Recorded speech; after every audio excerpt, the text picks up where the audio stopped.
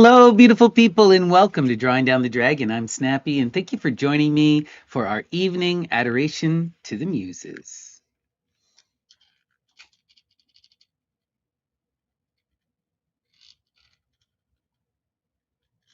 There we go.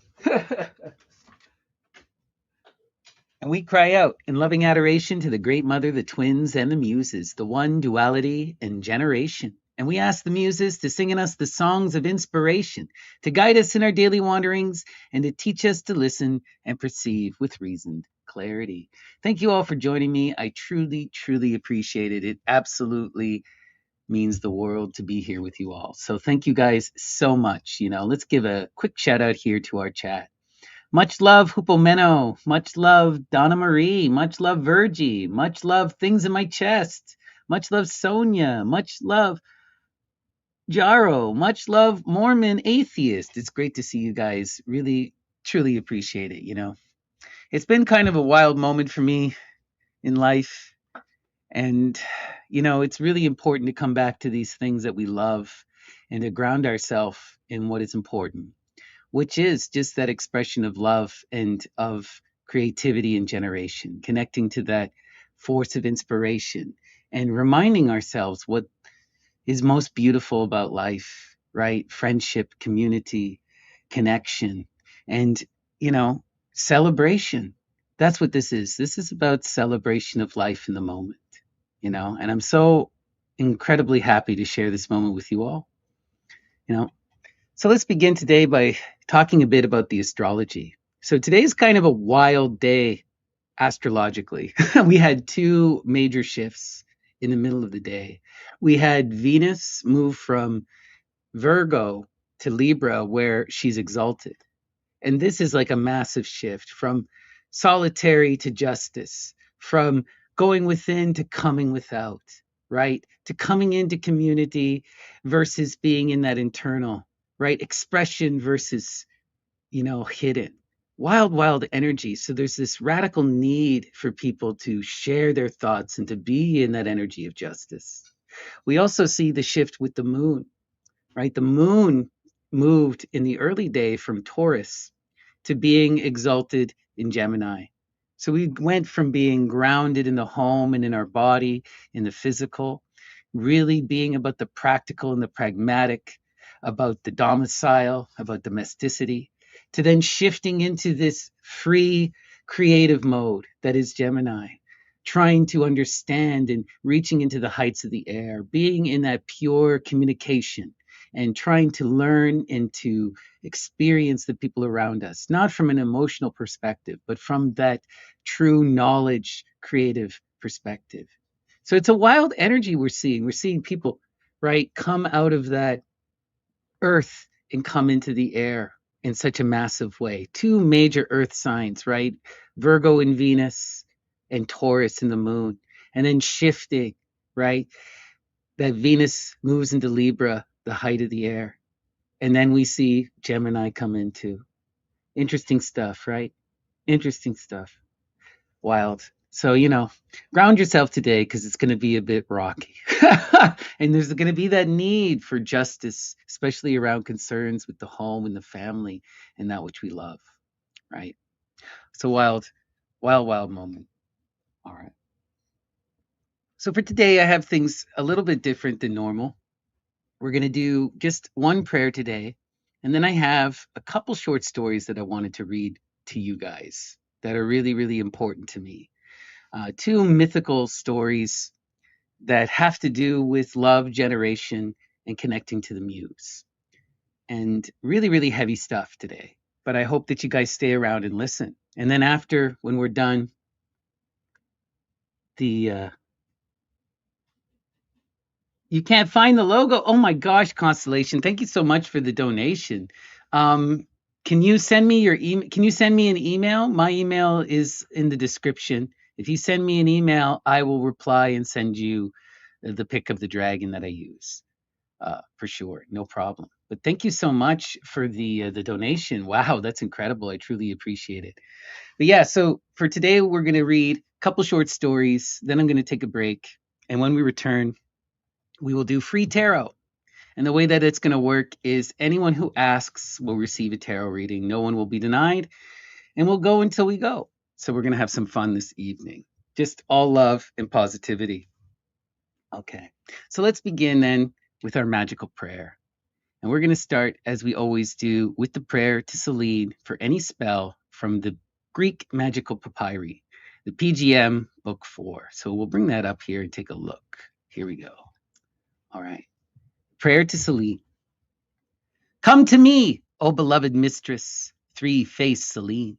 Kindly hear my sacred chants, night's ornament, young, bringing light to mortals. O child of morn who ride upon fierce bulls. O queen who drive your car on equal course with Helios, who with the triple forms of triple graces dance and revel with the stars. Your justice and the Moira's threads, Clotho and Lachesis and Atropos, three-headed, your Persephone, Megara, Alecto, many-formed, who arm your hands with dreaded murky lamps, who shake your locks of fearful serpents on your brow, who sound the roar of bulls out from your mouths, whose womb is decked out with the scales of creeping things, with poisonous rows of serpents down the back, bound down your backs with horrifying chains, night crier, bull-faced, loving solitude, bull-headed, you have eyes of bulls, the voice of dogs. You hide your forms in shanks of lions. Your ankle is wolf-shaped. Fierce dogs are dear to you. Wherefore they call you Hecate, many named Mene, cleaving air just like dart shooter Artemis, Persephone, shooter of deer, night shining, triple sounding, triple headed, triple voice, Selene. Triple pointed, triple faced, triple necked, and goddess of the triple ways, who hold untiring flaming fire in triple baskets. And you who oft frequent the triple way, and rule the triple decades, unto me whom calling you be gracious, and with kindness give heed. You who protect the spacious world at night, before whom daimons quake in fear, and gods immortal tremble. Goddess who exalt men, you of many names, who bear fair offspring, bull-eyed horn, mother of gods and men and nature, mother of all things, for you frequent Olympus, in the broad and boundless chasm you traverse. Beginning and end are you, and you alone rule all, for all things are from you, and in you do all things, Eternal One, come to their end.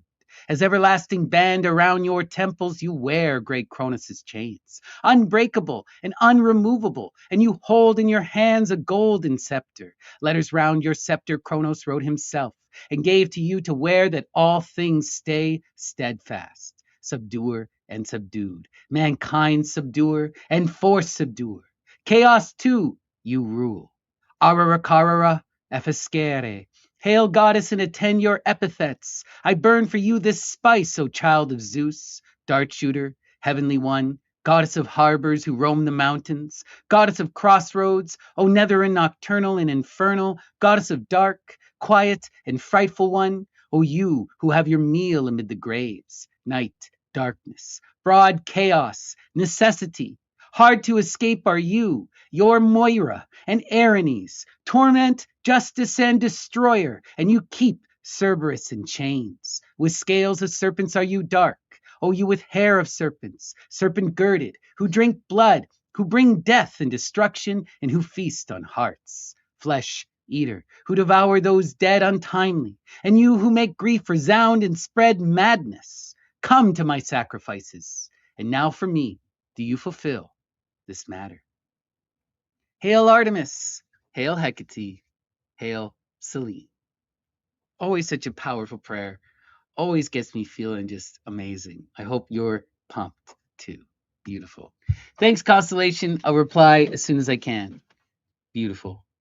All right. And with that, we're going to dive into our first short story of the evening. And the first story I want to read for you is actually by, and really, it's an interesting story. It's by a Japanese writer named Kyōka Izumi, and it was written in 1900. It's called The Holy Man of Mount Koya. And this writer, my favorite thing in literature just about is to get into romanticism and magical realism. And when you start to dive into the roots of magical realism, this man continuously comes up. One of the founders of the entire genre, the first kind of person to really push that kind of magic within Japanese literature. At the time that he was writing at the turn of the century, there was a massive naturalistic kind of push. Everyone wanted to present the purity of nature in a very simplistic fashion. And Izumi was like, nah, I'm going to talk about romanticism and surrealism in my wild imagination. And it's really fun and beautiful. But this particular story really hit me hard when I read it. It's all about chasing after the muse, it's all about love and generation. So let's dive in. All right. Kyōka Izumi, the holy man of Mount Koya. I knew it wouldn't do much good to take another look, but because the road had become unimaginably difficult, I lifted the sleeves of my kimono, made hot to the touch by the sun's rays, and reached in for the Ordnance Survey map that I had brought with me. There I was, on an isolated byway, making my way through the deep mountains between Haida and Shinshu. Not a single tree offered the comfort of its shade. On both sides were nothing but mountains, rising so close and so steeply that it seemed as though I could reach out and touch them with my hand. Despite the towering heights of these mountains, there rode still others beyond them, each rising its crest above the next, blocking both bird and cloud from sight.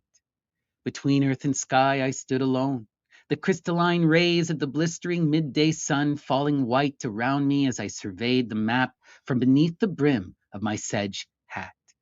Saying this, the itinerant monk clenched both fists, placed them on his pillow, bent forward, then pressed his forehead against his hands.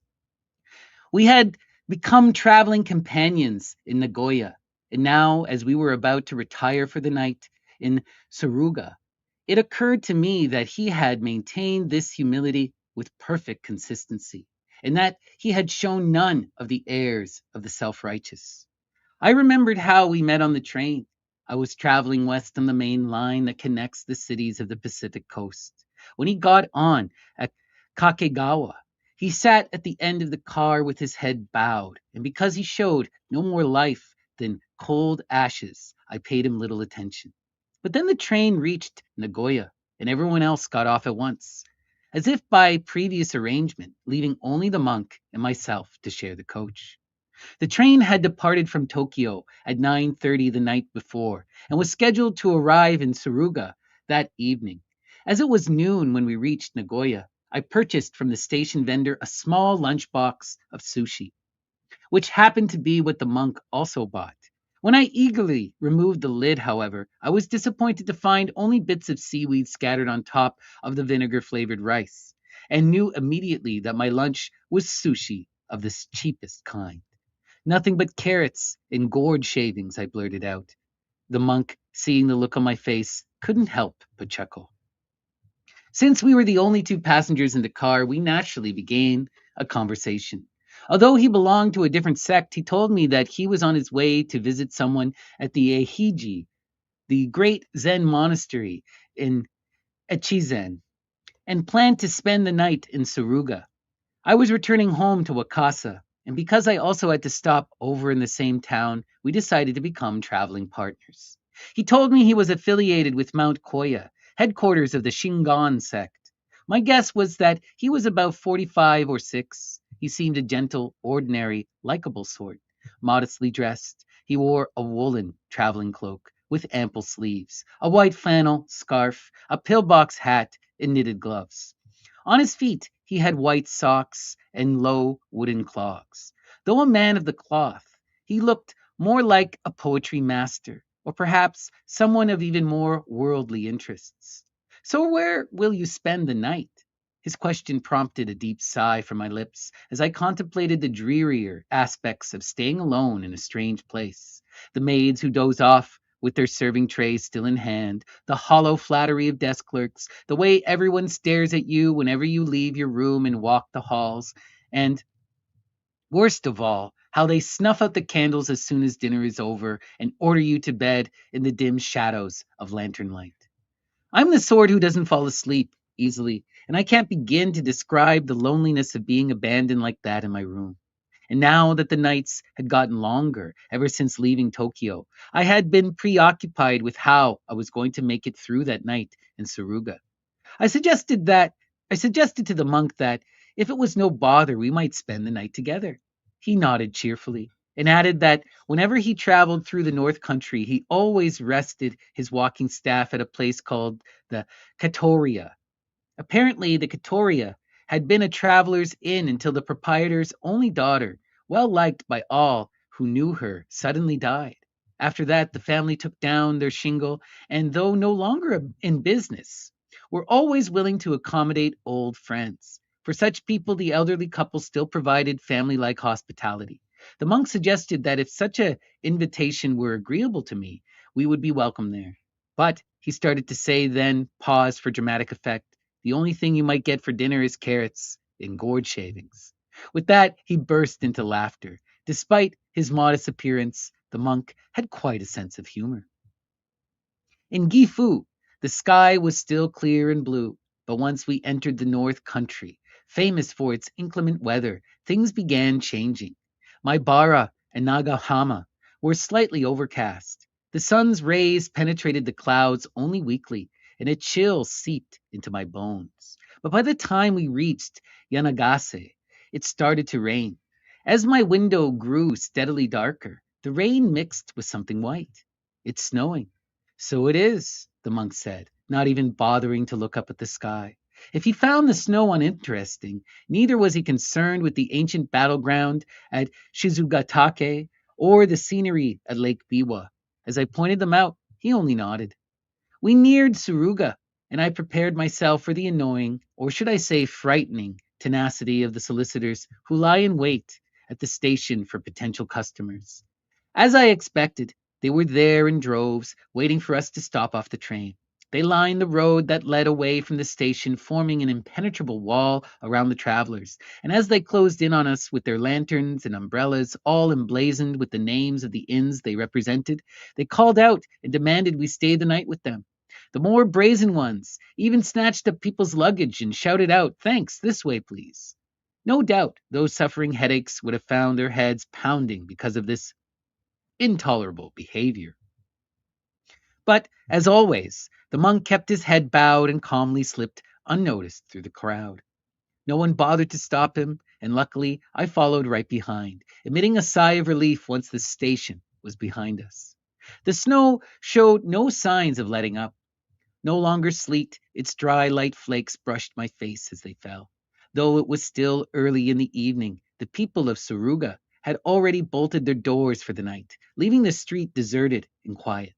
We cut across 2 or 3 wide intersections, then walked for another 8 blocks through the accumulating snow until we stopped beneath the eaves of an inn. We had arrived at the Katoria. The alcove and sitting room had no decoration to speak of, but the pillars were impressive, the tatami new, and the hearth spacious. The pot hook dangling over the hearth was decorated with a wooden carp, so lustrous I wondered if it were made of gold. Set into the earthen oven were 2 huge pots, each big enough to cook half a bushel of rice. It was a solid, old house. The master of the inn was a short cropped, hard to read sort of fellow, who had a habit of keeping his hands tucked inside his cotton jacket, even when sitting in front of a brazier. His wife, in contrast, was charming, the kind of person who says all the right things. She laughed cheerfully when my companion told the story about carrots and gourd shavings, and prepared a meal of 2 kinds of dried fish and miso soup with bits of seaweed. I could tell by the way she and her husband acted that they had known the monk for a long time. Because of their friendship, I felt very much at home. Eventually, we were taken to our beds on the second floor. The ceiling was low, but the beams were huge, unmilled logs, 2 arm spans in diameter. The roof slanted down at an angle, so you had to be careful not to bump your head on the ceiling, where the roof met the walls along the edges of the room. Still, it was comforting to know that even if an avalanche came tumbling down the mountain behind us, it would not disturb such a sturdily built structure. I jumped right into bed, happy to see that our bed, warmer, had already been prepared for the night. In order to make the most of the heated coals, our bedding had been laid out at right angles so we could both take advantage of the warmer. The monk, however, pulled his futon around beside mine, intending to sleep without the comfort of a smoldering fire. When he finally got into bed, he didn't even bother to remove his sash, much less his robe. Still wearing his clothes, he curled himself into a ball and quickly backed, feet first, into his quilts. As soon as his arms found the sleeves in his upper quilt, he pressed his hands to the mattress beneath him and lowered himself onto his pillow. Unlike you or me, the holy man slept face down. Before long, he stopped stirring and seemed to be falling asleep. As I had told him many times in the train, I find it hard to get to sleep before the night grows late.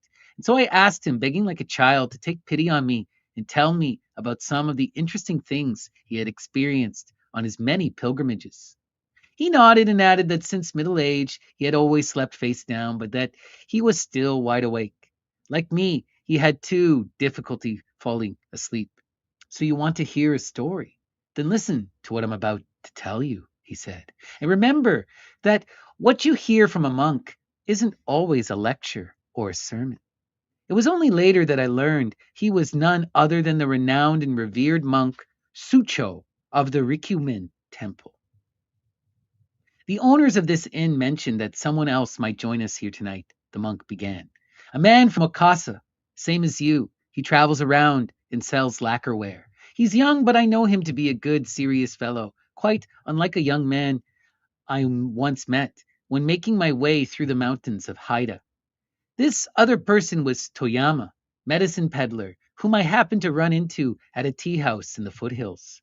What a disagreeable, difficult fellow. I intended to make it all the way to the pass that day, and I had set out from my inn at about 3 o'clock in the morning.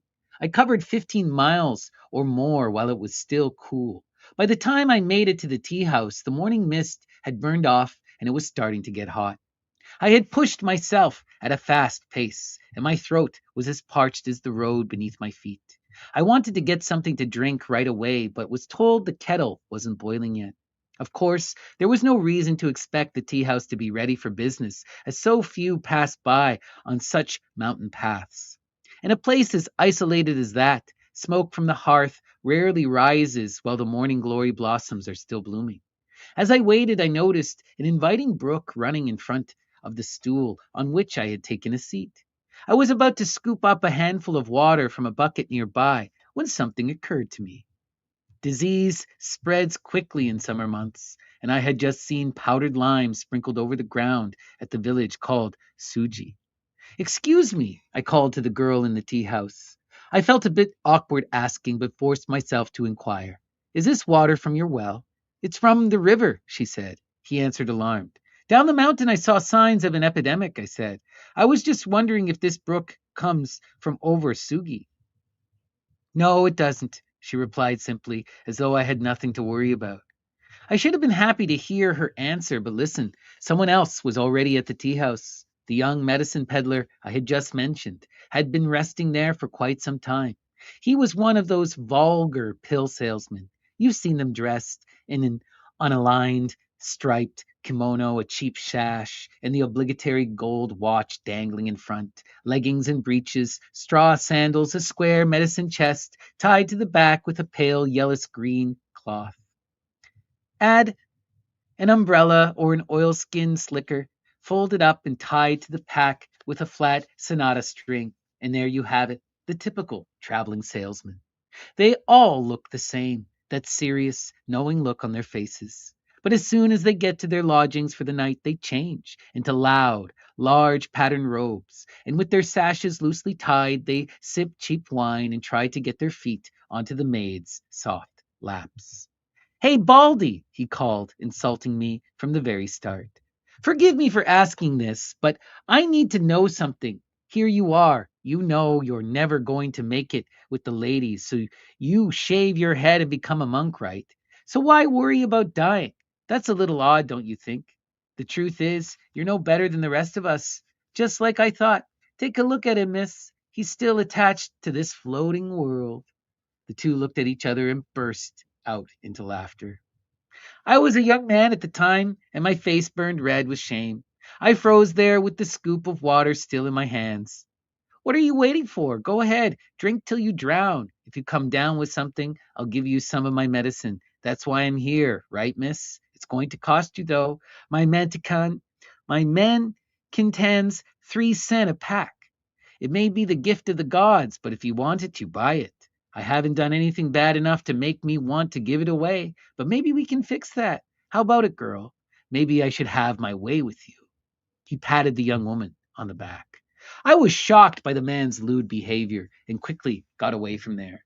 Of course, someone of my age and profession had no business going on about the seduction of tea house maids, but since it's an important part of the story.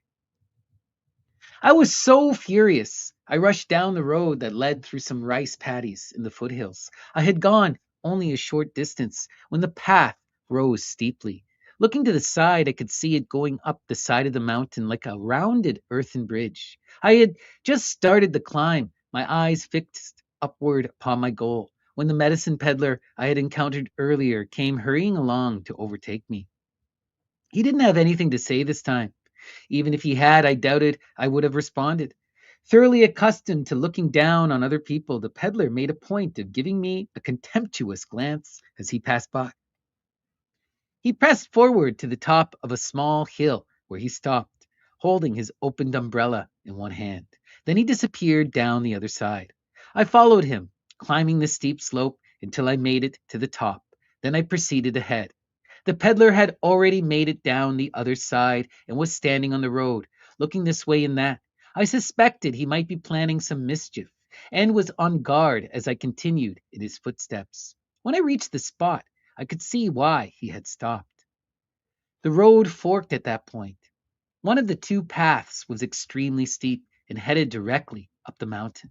It was overgrown with grass on both sides and wound around a huge cypress tree, 4, maybe even 5 spans around, then disappeared behind a number of jutting boulders that were piled one on top of the other. My guess was that this wasn't the road to take. The wide, gently sloping one that had brought me this far was no doubt the main road, and if I just stayed on it for another 5 miles or so, it would surely take me into the mountains and eventually to the pass. But what was this? The cypress I mentioned arched like a rainbow over the deserted road, extending into the endless sky above the rice paddies. The earth had crumbled away from its base, exposing an impressive tangle of countless eel-like roots. And from there, a stream of water gushed out and flowed over the ground, right down the middle of the road I had decided to take, flooding the entire area before me. It was a wonder the water hadn't made a lake of the rice paddies. Thundering like rapids, the torrent formed a river that stretched for more than 200 yards, bordered on the far side by a grove. I was glad to see a line of rocks that crossed the water like a row of stepping stones. Apparently, someone had gone to a lot of trouble to put them there. The water wasn't so deep that I would have to strip down and wade. Still, it seemed a bit too difficult to be the main road, as even a horse would have had a hard time of it. The medicine peddler, too, had hesitated because of the situation. But then he made his decision and started climbing the hill to the right, where he disappeared behind the cypress tree. When he reappeared, he was 5 feet or so above me. Hey, this is the road to Matsumoto, he called down, then sauntered another 5 or 6 steps, half hidden behind one of the huge boulders. He called out in a jeering tone, "Watch out, or the tree spirits'll get you. They don't give a damn if it's still daylight." Then he entered the shade of the boulders and eventually disappeared into the grass growing farther up the slope. After a while, the tip of his umbrella reappeared higher up the mountain, but then, just as it reached the same level as the tree tops, it disappeared again into the undergrowth. That was when I heard someone behind me. I turned to see a farmer hopping across the stones laid out across the flowing water, encouraging himself with a relaxed sounding dokosho. He had a short reed skirt tied around his waist and carried a shoulder pole in one hand. Needless to say, from the time I left the tea house until that moment, I hadn't met anyone but the medicine peddler. As the peddler went his way, I paused to consult my map, the one I was telling you about earlier. It occurred to me that even though the grass grown path seemed like the wrong road, the peddler, who was a professional traveler after all, ought to know his way around these mountains. Excuse me, I said to the farmer. Yes, he replied. How may I help you? Mounted people are especially polite when talking with monks, as you know. Sorry to bother you about such an obvious matter, I said, but is this the main road, isn't it? You're going to Matsumoto? He asked. Then yes, this is the right road. We've had a lot of rain this year, and the whole place has turned into a river, but this is it. Is it like this all the way? Oh no, just what you see here. It's easy enough to cross. The water goes over to that grove there. On the other side, it's a regular road up to the mountains. It's wide enough for two carts to pass each other with no problem. A doctor once had his mansion in that grove there, and this place, believe it or not, used to be a village. A flood came through 13 years ago and washed everything away. Many people died. Since you're a monk, sir, maybe you could pray for the dead as you walk through. The good man gave me more information than I had asked for. Now that I had the details, I was comforted to know which was the right road. Yet, at the same time, his instructions meant that someone else had gone the wrong way. Then, may I ask where this other road goes? I inquired about the left fork that the medicine peddler had taken. That's the old road people used to take 50 years ago. It'll get you to Sinshu, all right, and it cuts off a good 17 miles overall. But you can't get through anymore. Just last year, a family on pilgrimage went that way by mistake. It was terrible. They were poor as beggars. But since every soul is precious, we felt we should try to find them. We got a search party together, 3 local constables and 12 people from the village, and went into the mountains to bring them back out. Sir, I wouldn't get too ambitious and decide to take that shortcut. Even if the longer road is more tiring and makes you spend a night under the stars, I wouldn't take the chance. Well, take care now and have a good trip. I said goodbye to the farmer and started across the line of stepping stones that had been set in the river. But then I stopped. What would become of the medicine peddler?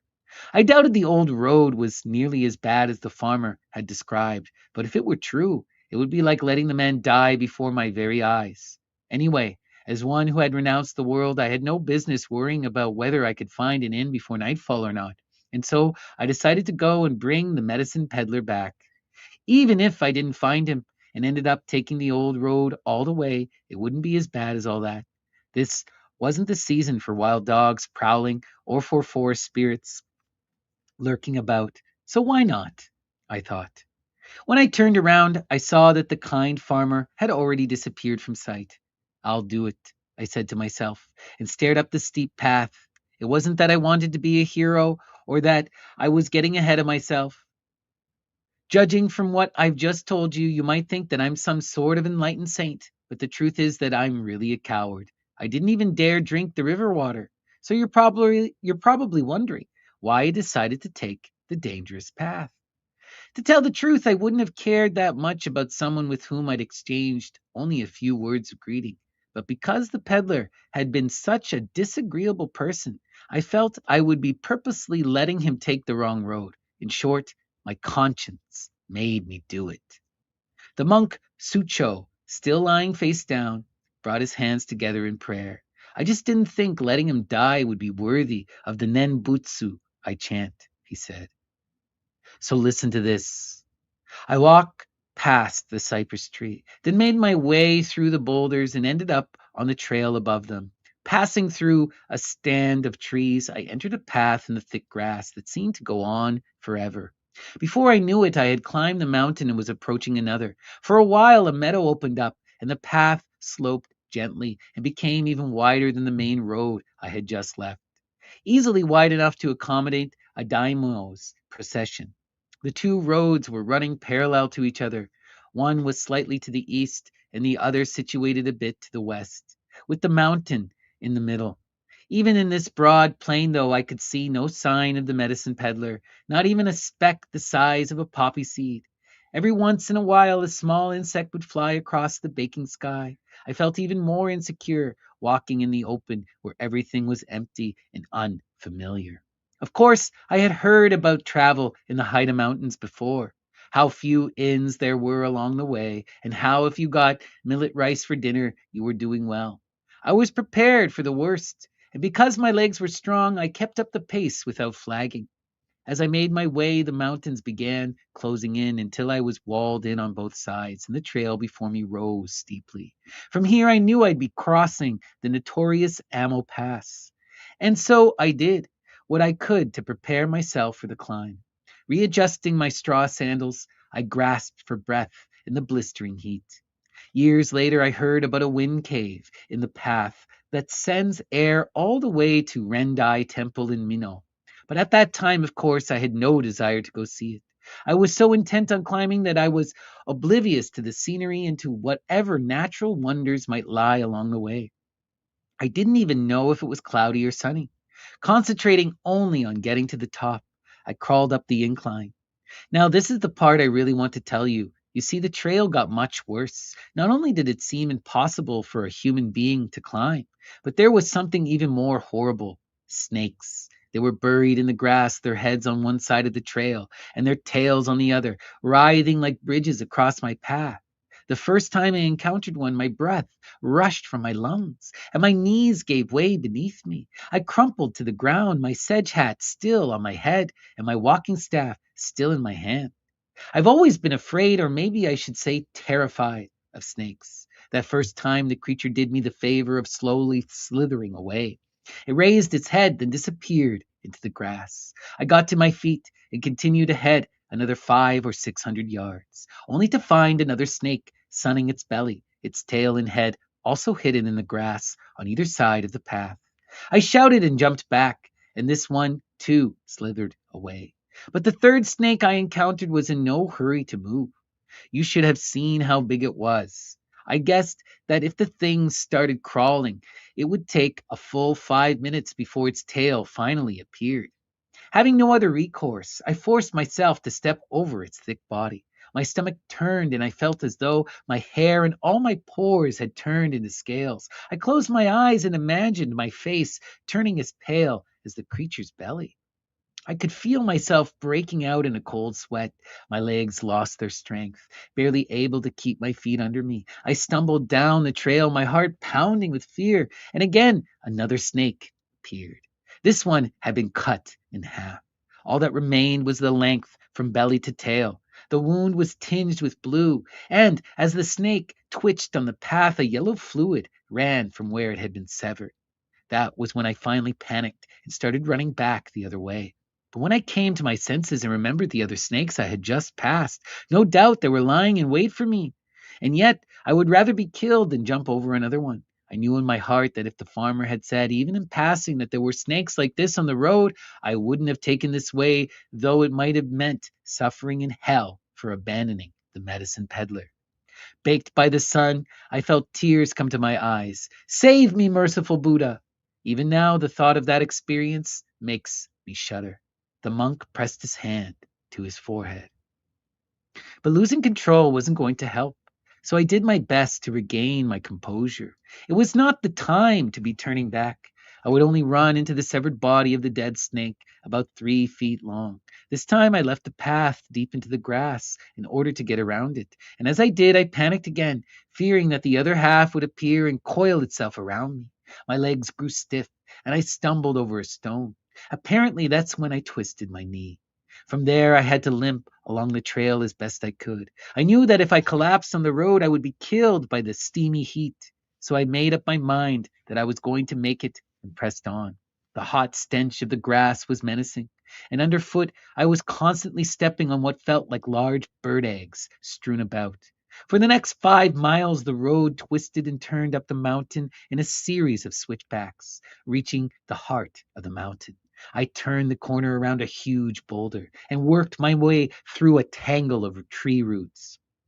This was when I stopped to look at the map, for the trail had become impossibly difficult. It was the same road, all right, whether you hear about it or see it on a map. There was no mistaking it was the old road, though knowing this was no consolation. The map was reliable, but all it showed was a sign for wilderness area, with a red line drawn over it. Maybe it was too much to ask for notations that would indicate the true difficulties of the trail, the snakes, the insects, the birds, the eggs, and the suffocating odors of the grass. I folded the map, stuffed it into my kimono, took a deep breath, and with the nenbutsu on my lips, started off again. I had the best of intentions, but before I had taken another step, another snake crossed my path. No use, I thought, wondering for the first time if this might not be the doing of the mountain spirits. I threw down my staff, got on my knees, and placed both hands on the baking earth. I am truly sorry to bother you, I fervently implored the gods, but please let me pass. I'll go quietly, I promise I won't disturb your afternoon nap. Look, I've already thrown away my walking stick. I was truly at my wits' end. When I raised my head, I heard a terrifying rushing sound. This time I thought it must be a gigantic snake, 3, 4, 5 feet long, maybe more. Before my eyes, the grass moved in a straight line that gradually approached the ravine to my left. Then the peak, towering above me, indeed the entire mountain, began swaying back and forth. With my hair standing on end, I froze in my tracks as a coolness pierced my bones. It was then that I realized it was not a giant snake at all, but a mountain gale. And the sound I was hearing was the wind's echo. It was as if a whirlwind had originated deep in the mountains and had suddenly rushed out an opening it had created for itself. Had the mountain gods answered my prayer?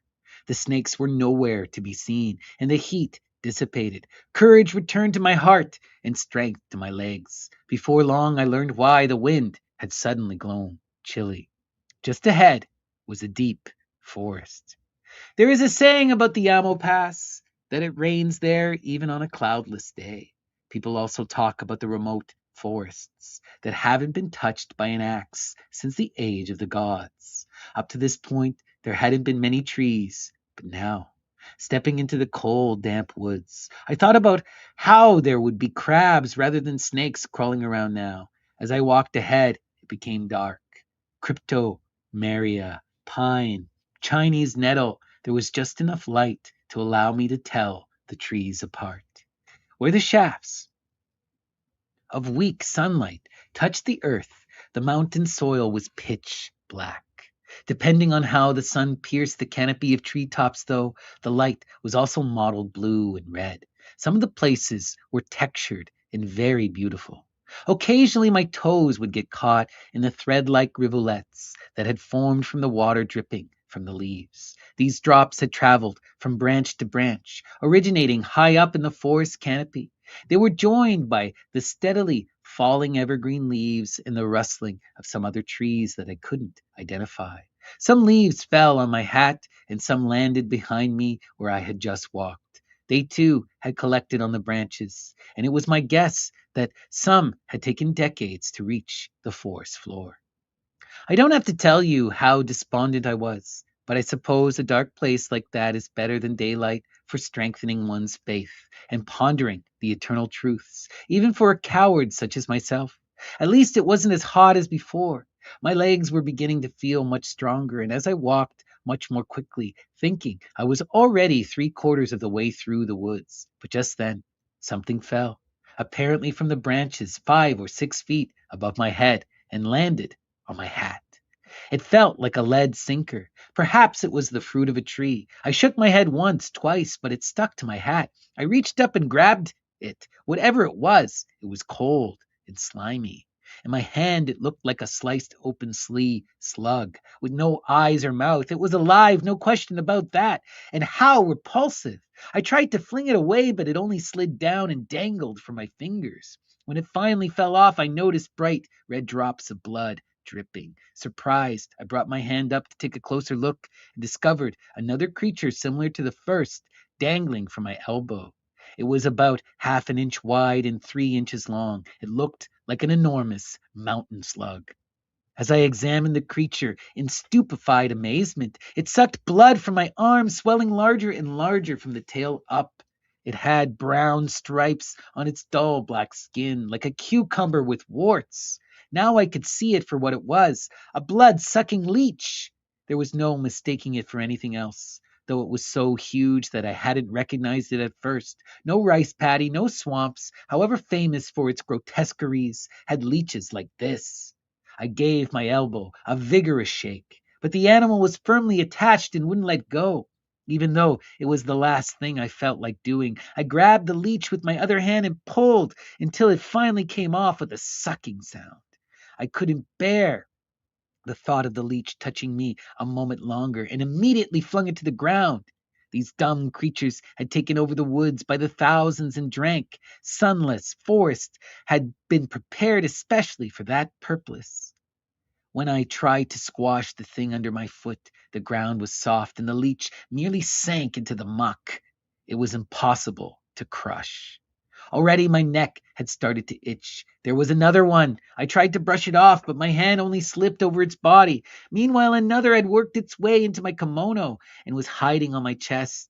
I examined it with horror and discovered still another on my shoulder. I jumped up and down. I shook my entire body. I ran out from under the large branch in order to get away. As I ran, I frantically grabbed at the ones that were sucking away at my blood. I was under such the impression that the leeches had fallen from one particular branch, but when I looked back at the tree, I saw that the whole thing was swarming with them. On the right, on the left, on the branch in front, they were everywhere. I lost control and shouted out in terror. And then, what do you think happened? Even as I stood there watching, a shower of thin black leeches began raining down on me. They covered the tops of my sandaled feet and piled themselves one on top of the other. They stuck to the sides of my feet and made my toes disappear beneath their disgusting mass. As I watched those blood-sucking creatures squirming and pulsing and heaving, I started to feel faint. It was then that the strangest thought occurred to me. These terrifying mountain leeches had been gathered there since the age of the gods, lying in wait for passers-by. After decades and centuries of drinking untold quantities of human blood, they would have their fill and disgorge every ounce. Then the earth will melt. One by one, the mountains will turn into vast, muddy swamps of blood. And at the same time, all these enormous trees, large enough to block out the midday sun, will break into small pieces that will then turn into even more leeches. Yes, that's exactly what will happen. The destruction of mankind will not come with the rapture of the earth's fragile crust and with fire pouring down from the heavens, nor will it come when the waves of the ocean wash over the land. Rather, it will begin with the forests of Haida turning into leeches and end with the black creatures swimming in blood and muck. Only then will a new generation of life begin. It was true that nothing had seemed so unusual about the forest when I first entered it. But once I had, conditions were as I've just described. If I continued on, I would discover that the trees were rotting from the roots up and had turned into leeches, every one. There was no hope for me. It was my fate to be killed in the woods. Suddenly it occurred to me that such are the thoughts of those who sense the approach of death. If I was going to perish anyway, I thought, I might at least try to reach the shore of this vast swamp of blood and muck, to see with my own eyes a place that ordinary people couldn't imagine in their wildest dreams. The decision made, I became oblivious to the ghastliness of my situation. The leashes stuck to my body like beads to a rosary, but my hands found them and plucked them off, one after another. With arms flailing and legs marching, I made my way like a madman dancing through the forest. At first my body swelled and the itching was unbearable, but then I felt as though I had been reduced to pain-racked skin and bone. As I pressed on, the attack of the blood-sucking leeches continued. My sight grew dim and I felt as though I was about to collapse. But just as I reached the height of my tribulations, I caught a faint glimpse of the distant moon, as if I had reached the end of a tunnel. At last, I emerged from the leech-infested forest. When I saw the blue sky above me, I threw myself down on the road and began smashing the creatures to pieces. I wanted nothing more than to reduce them to the dust of the earth. I rolled on the ground, not caring if it were covered with gravel or needles, and after scraping off more than 10, I tumbled around another 30 feet before I stood up with a shudder. My friend, Those creatures had had their way with me. Here and there in the surrounding mountains, the evening cicadas were chirping against the backdrop of this forest that was so intent on turning itself into a great swamp of blood and muck. The sun was low in the sky. The bottom of the ravine was already dark with shadows. There was a chance I might become food for wild dogs, but even that would be an improvement over being sucked to death by leeches. The road sloped gently downhill. Carrying my bamboo walking stick on my shoulder, I made a hasty escape. If only I hadn't been suffering such indescribable torment, at once so painful, itchy, and ticklish, I would have danced down the road through the Haida Mountains, chanting a sutra as my accompaniment, but I had recovered enough to be able to think about chewing one of my shishinten pills and applying the paste to my wounds. I pinched myself. Yes, I really had returned from the dead. Even so, I wondered what had become of the medicine peddler from Toyama. My guess was that he was in the swamp behind me, long since reduced to blood, his corpse nothing but skin and a skeleton, lying in some dark spot in the woods, with hundreds of the filthy, disgusting creatures still sucking on his bones. It would be useless to try to dissolve them with vinegar. With my mind filled with such thoughts, I continued down the slope, which went on for some distance. When I finally reached the bottom, I heard the sound of running water. There in the middle of nowhere, I came upon a small earthen bridge. With the music of the water in my ears, I immediately thought of how wonderful it would feel to throw my sucked over body head first into the river below and to soak it there. If the bridge collapsed as I tried to cross over, so be it. Giving no thought to the danger, I started across. The bridge was a bit unsteady, but I made it. On the other side, the trail rose steeply again. Yet another climb. Is there no end to human suffering? Tired as I was, I didn't think I could make it over one more hill. But then, coming from up ahead, I heard the echoing sound of a neighing horse. Was it a pack horse driver on his way home, or a horse passing by? Not much time had passed since my chance meeting with the farmer that morning, yet I felt as though I had been denied the company of my fellow men for at least several years. If that was a horse I heard, there should be a village nearby. Given new courage by the thought, I pushed ahead. Before I knew it, I was standing in front of a secluded mountain cottage. As it was summer, all the sliding doors had been left open. I couldn't locate a front gate, but directly before me was a dilapidated veranda. On it sat a man. What kind of man? I couldn't really tell. Excuse me, excuse me, I called out in a pleading voice, as if imploring him to help me. Excuse me, I said again, but received no reply. He looked like a child. His head was cocked to one side so that one ear almost touched his shoulder. He stared at me with small, expressionless eyes. He was so listless it seemed he couldn't even be bothered to move his pupils. His kimono was short, the sleeves only coming to his elbows. His vest was properly starched and tied in front, but his stomach protruded from the kimono like a huge smooth drum, and his belly button stuck out like the stem of a pumpkin. He fingered it with one hand while waving the other in the air as if he were a ghost. His legs were sprawled out as if he had forgotten he had them. He had not been seated squarely on the veranda. I'm sure he would have toppled over. He appeared to be about 22 or 23 years old. His mouth hung open, his upper lip curled back, his nose was flat and his forehead bulged. His hair had grown out and was long like a cock's comb in front, flipped all the way back to his collar and covering his ears. Was he a mute, an idiot, a young man about to turn into a frog? I was surprised by what I saw. He presented no real danger to me, but what a bizarre sight. Excuse me, I said again.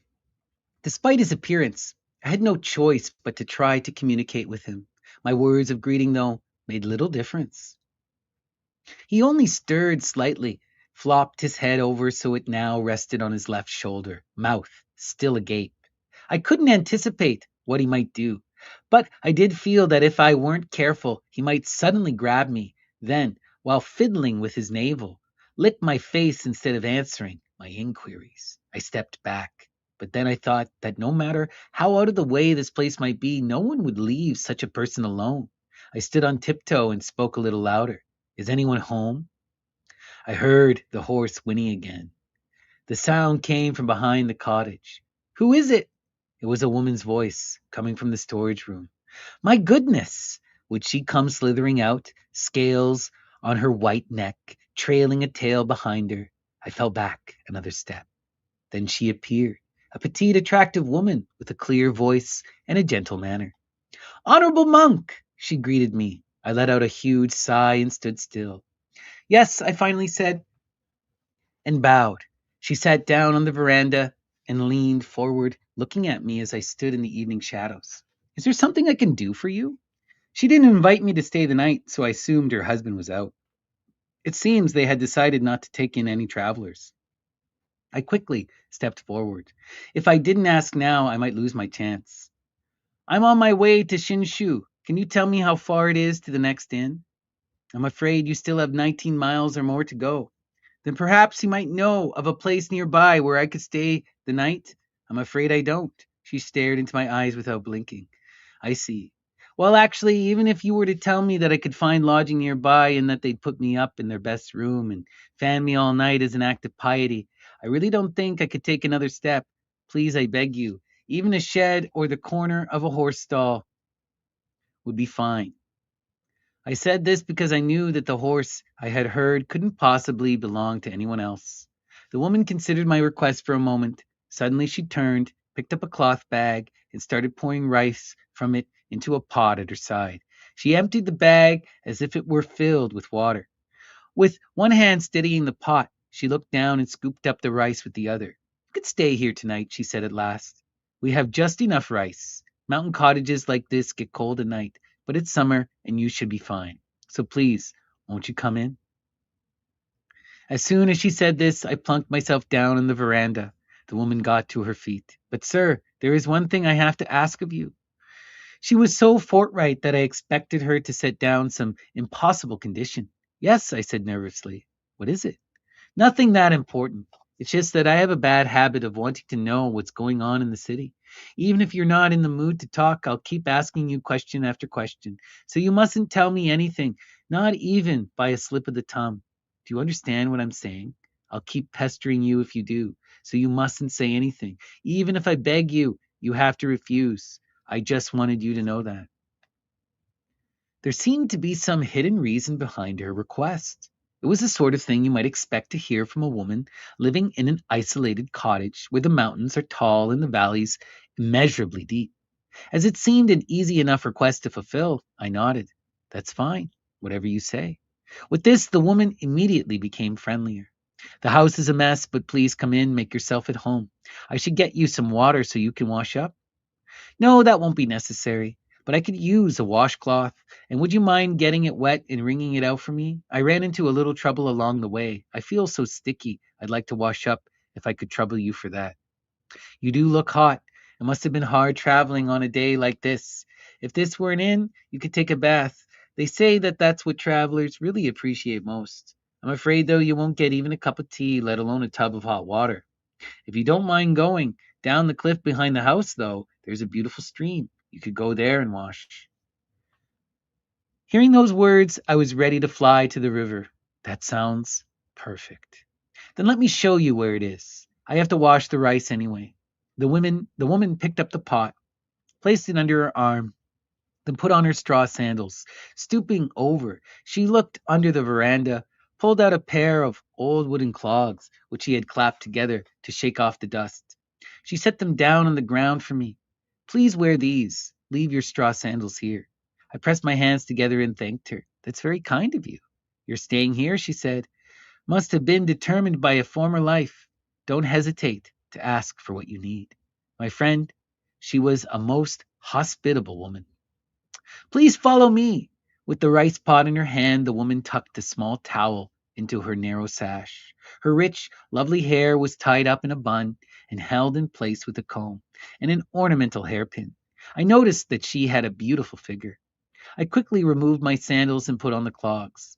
When I stood up from the veranda and looked around, there was Mr. Idiot still staring in my direction and babbling some sort of nonsense. Sister, dis.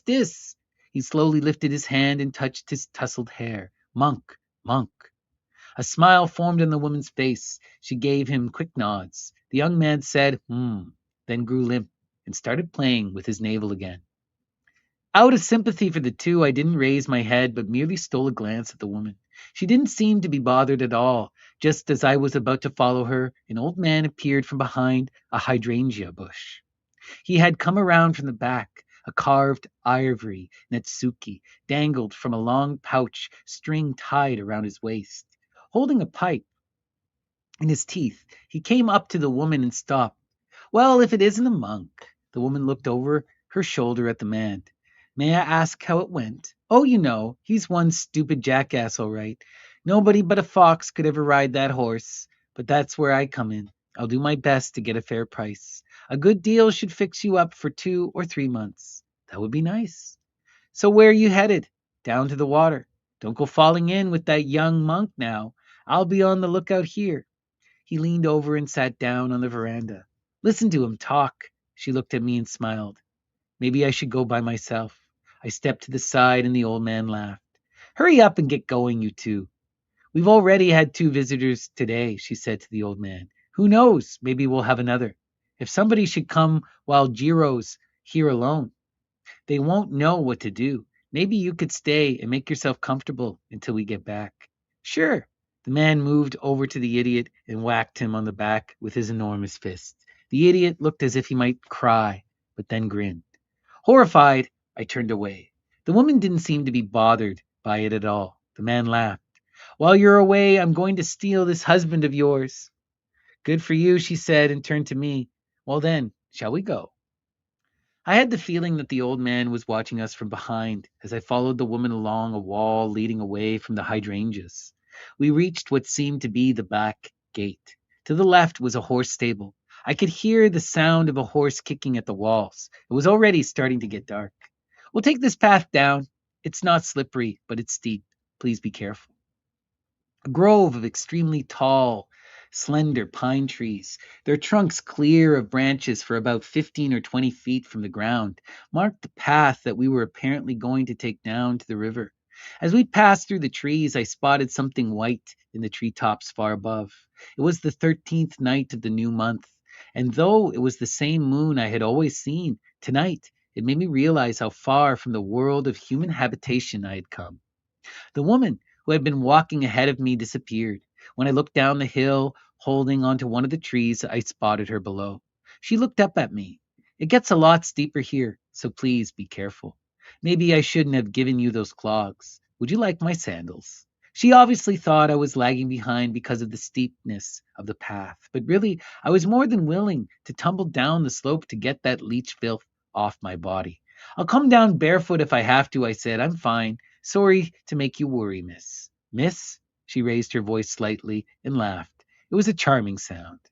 That's what I heard the man call you, but maybe you're married? Either way, I'm old enough to be your aunt.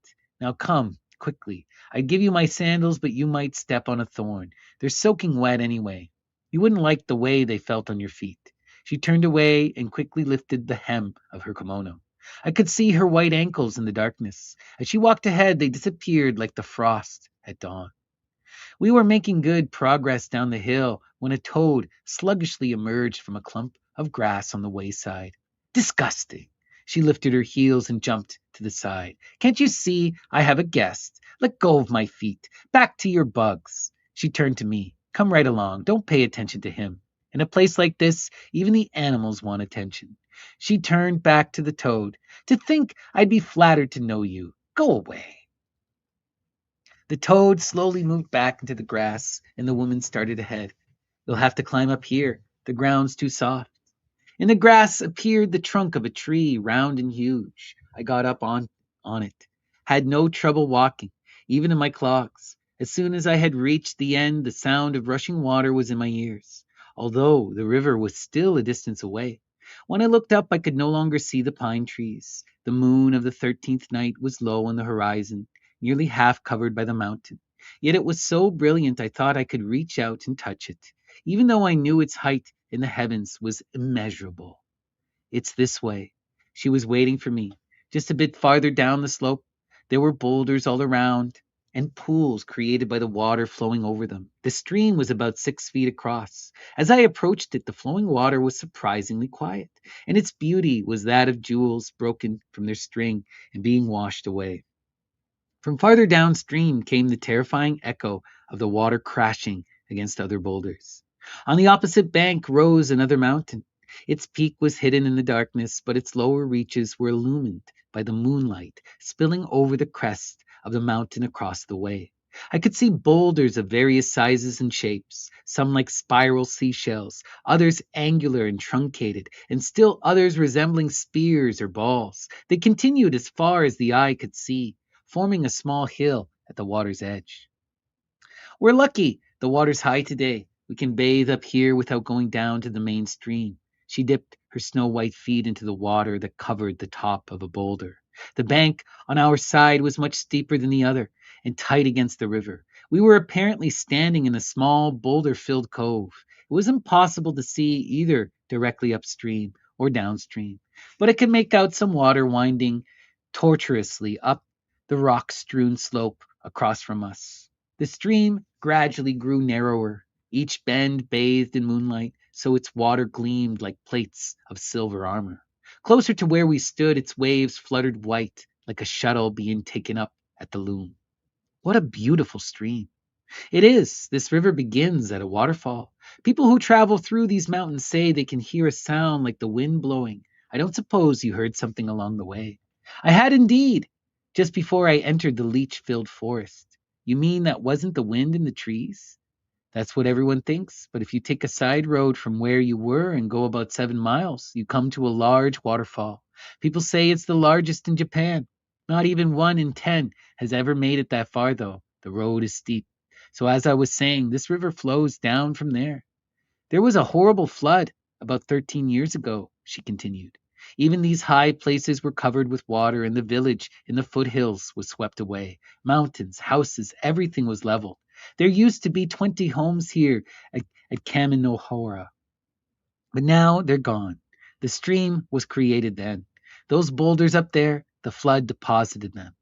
Before I realized it, the woman had finished washing the rice. As she stood and arched her back, I caught a glimpse of the outlines of her breasts, showing at the loosened collar of her kimono. She gazed dreamily at the mountain, her lips pressed together. I could see a mass of moonlight rocks that the flood had deposited halfway up the mountainside.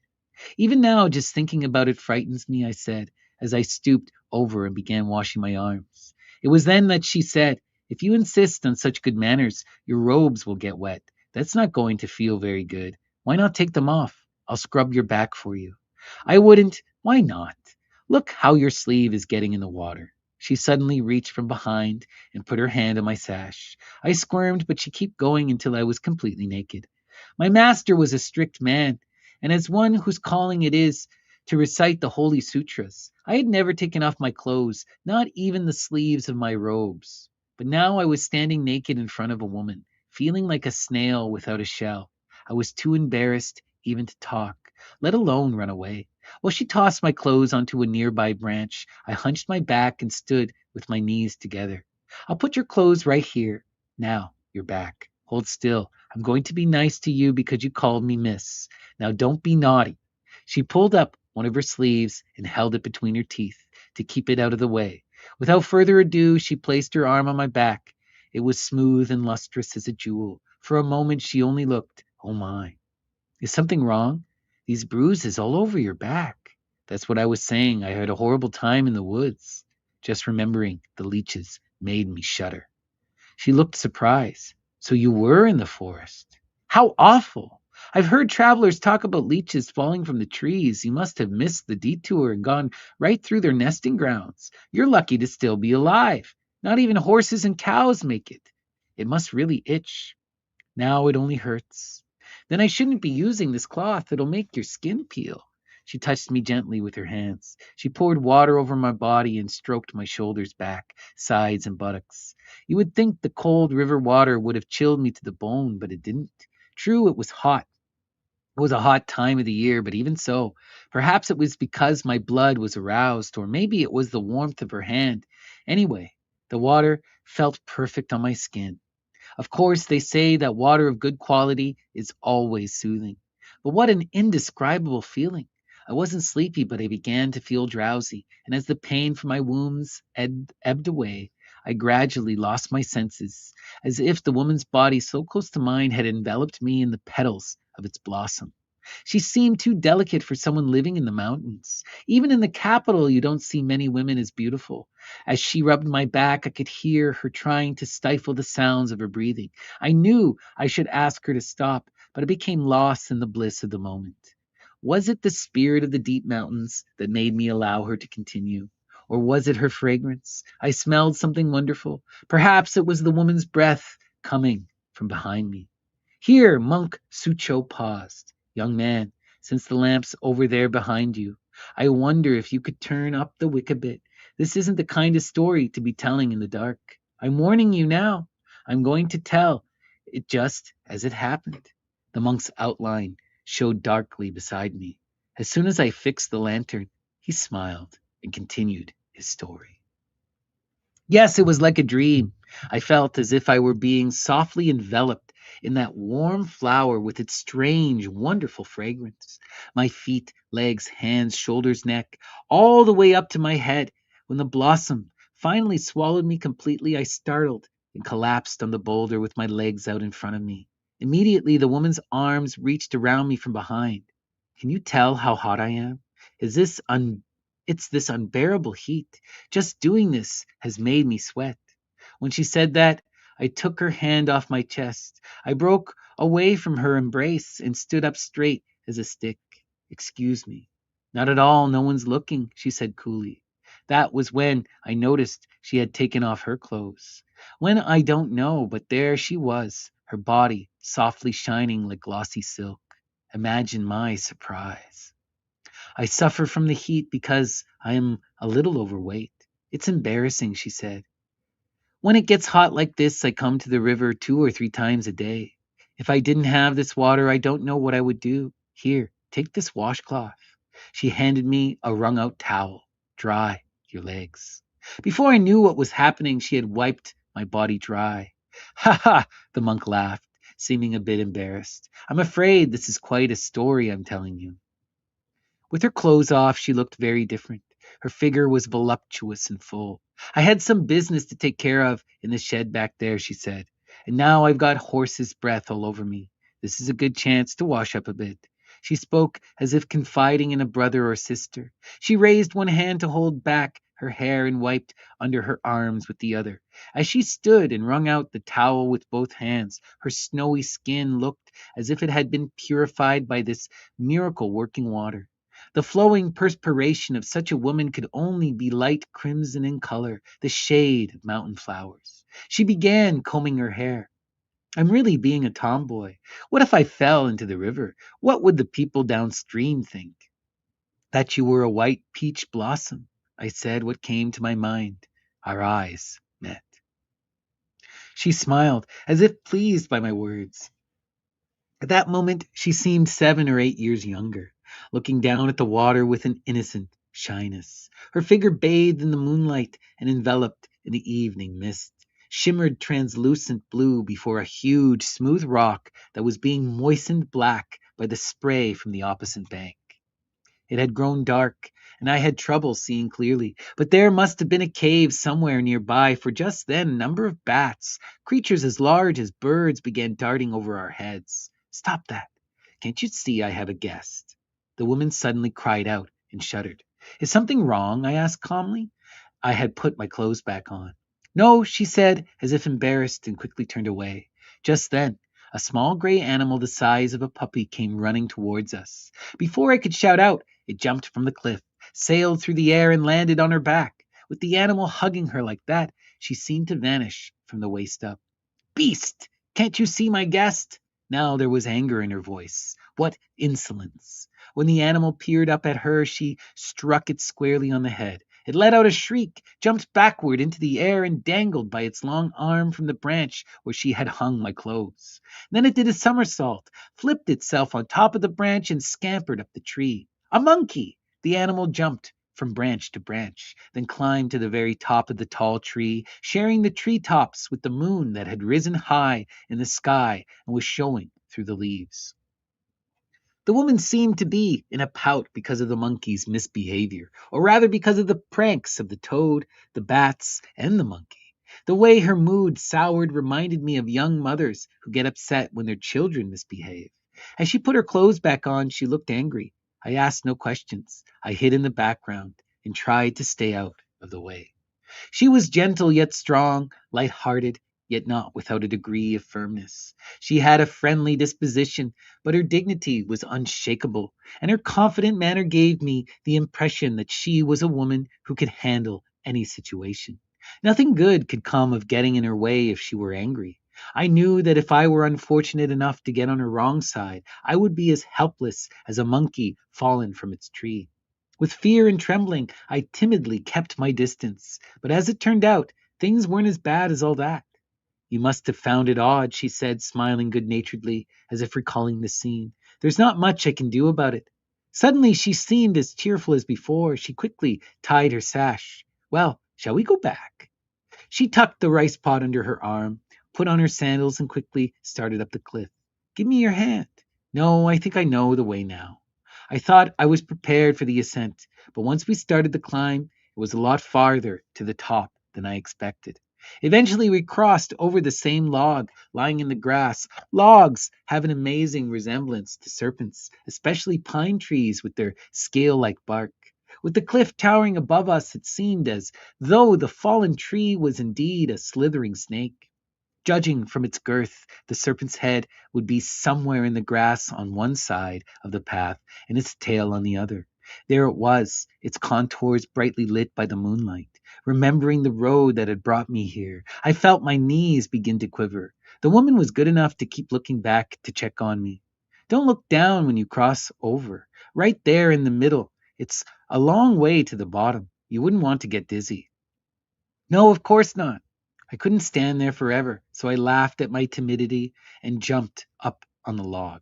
Someone had cut notches into it for traction, and as long as I was careful, I should have been able to walk on it, even wearing clogs. Nevertheless, because it was so like the back of a boa, unsteady, soft, and slithery beneath my clogs, I shouted out in fear and fell, straddling the log. Where's your courage? She asked. It's those clogs, isn't it? Here, put these on. Do as I say. By the time I had already developed the sound respect for her, for better or for worse, I decided to obey no matter what she wanted. I put on the sandals just as she asked. And then, listen to this. As she was putting on my clogs, she took my hand. Suddenly I felt lighter. I had no trouble following her. Before I knew it, we were back at the cottage. As soon as we arrived, the old man greeted us with a shout. I thought it'd take a little time, but I see the good brother's come back in his original form. What are you talking about? She said. Anything happened while we were gone? Guess I've done my time here. If it gets too dark, I'll have trouble on the road. Better get the horse and be on my way. Sorry to make you wait. Not at all. Go take a look. Your husband's fine. It's going to take more than I've got to steal him away from you. Pleased by his own nonsense, the old man burst into laughter and plodded off towards the horse stall. The idiot was sitting in the same place just as before. It seems that even a jellyfish will keep its shape if kept out of the sun. I could hear neighing, shouts, and the sound of the horse's hooves, stomping the ground as the man brought the animal around front. He stood with his legs apart, holding the animal by its halter. Well, miss, I'll be off. Take good care of the monk. The woman had set up a lantern near the hearth and was on her knees trying to get a fire started. She glanced up and placed her hand on her leg while holding a pair of metal chopsticks. Thank you for taking care of everything. It's the least I could do. Hey! The man jerked back on the animal's rope. It was a dappled horse, gray with black spots. The muscular stallion was straggly, with a straggly mane, stood there with nothing on but a halter. I found nothing particularly interesting about the animal, yet when the man tugged on the rope, I quickly moved over to the veranda from where I was sitting, behind the idiot and called out, "Where are you taking that horse?" "To auction over by Suwa Lake. Tomorrow you'll be taking the same road." "Why'd you ask?" The woman suddenly interrupted. "Are you planning to jump on and ride away?" "Not at all," I said. "That would be a violation of my vows, to rest my legs and ride while on pilgrimage." "I doubt you or anybody else could stay on this animal," the old man said. "Besides, you've had your share of close calls already today. Why don't you just rest easy and let the young lady take care of you tonight?" "Well, I'd better be going." "All right then, giddy up." The horse refused to move. It seemed to be nervously twitching its lips, pointing its muzzle in my direction and looking at me. Damned animal. "Hey now!" The old man pulled the halter rope to the left and right, but the horse stood as firm as if its feet were rooted in the ground. Exasperated by the creature, the old man began to beat it. He closely circled around the horse 2 or 3 times, but the animal still refused to move.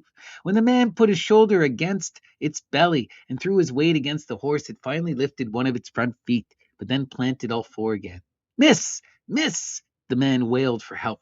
The woman stood up and tiptoed over to the soot-blackened pillar, where she hid herself from the horse's eyes.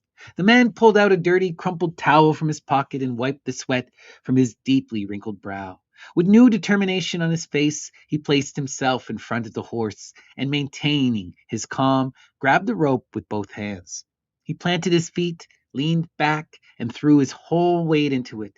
And guess what happened next?